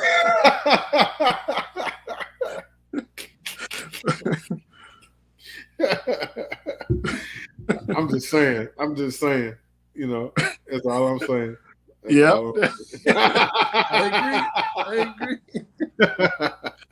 I agree. Oh man. But man, I'm gonna get out of here. I gotta this beverage I've been drinking over here is talking to me, and so I have to leave this seat for a minute. Yeah, I've enjoyed this. Everybody, y'all been very active, talking to my brother, cutting up in the chat. I love seeing that camaraderie in the chat, man. Seeing everybody enjoying each other. Go ahead and shout out them social media platforms one more time for them. So it's on YouTube, just like you see it here, Mr. Wilk. And on Instagram, it's Mr. Wilk _firearms. And that's just the only two that I'm on. Just Instagram and YouTube. All right. And he's gonna be on YouTube promoting Instagram and Instagram promoting YouTube. He finna make this happen. Yeah, I'll cross him. Well, man, brother, is there anything else you got coming out that you can talk about that you want to throw out there real quick for him? Nah. All surprises. Nah, he like, nah, them classified. Well, I already kind of mentioned the 20 round magazine for the 50 AE, but like I said, that's giving me issues. So it's kind of sitting there. That I already released so many teasers on it that everybody kind of knows it exists, but it's just not running that great. So give me a little bit more time with that one. Hopefully it'll be ready when we go to Nashville. Otherwise, the factory mags, they work just fine. They work just great, and it's just as fun. So, yeah, man, I can't wait to check it out, man. Yeah, but I hope y'all enjoyed everything tonight. And like I said, dude, anytime you in here and you want to jump in, just say drop the link, brother. I got you. All right, my man. Appreciate you coming through, man. Appreciate y'all coming through. And we out this camp. Be blessed. All right. Stay dangerous. Deuces. See y'all.